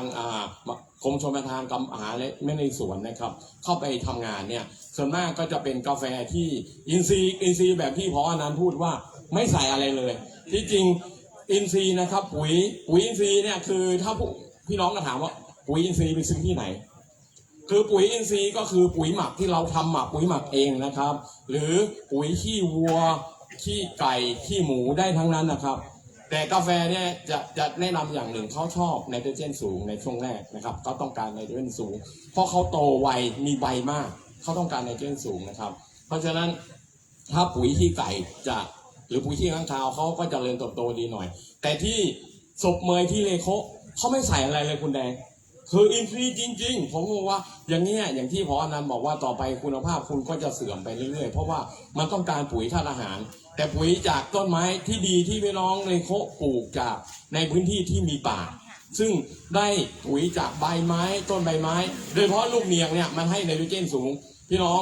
เกษตรกรบนดอยบอกว่า อาจารย์ถ้าปลูกที่ใต้ต้นเนียงมันจะโตเร็วเพราะแน่นอนครับเพราะใบเนียงมันจะมีธาตุไนโตรเจนสูงมาร่วงลงมาเพราะฉะนั้นตอนนี้กาแฟเลโคเขาหาอาหารได้เองจากใบไม้ที่ร่วงแล้วเน่าเปื่อยออกมาเหมือนปุ๋ยหมักแค่นั้นเองแต่ว่าพี่น้องถ้ามีได้ใส่ปุ๋ยที่วัวปุ๋ยที่ไก่หรือที่ข้างคาวให้เขาคุณภาพก็จะดีขึ้นคือกาแฟเนี่ยคุณภาพนอกจาก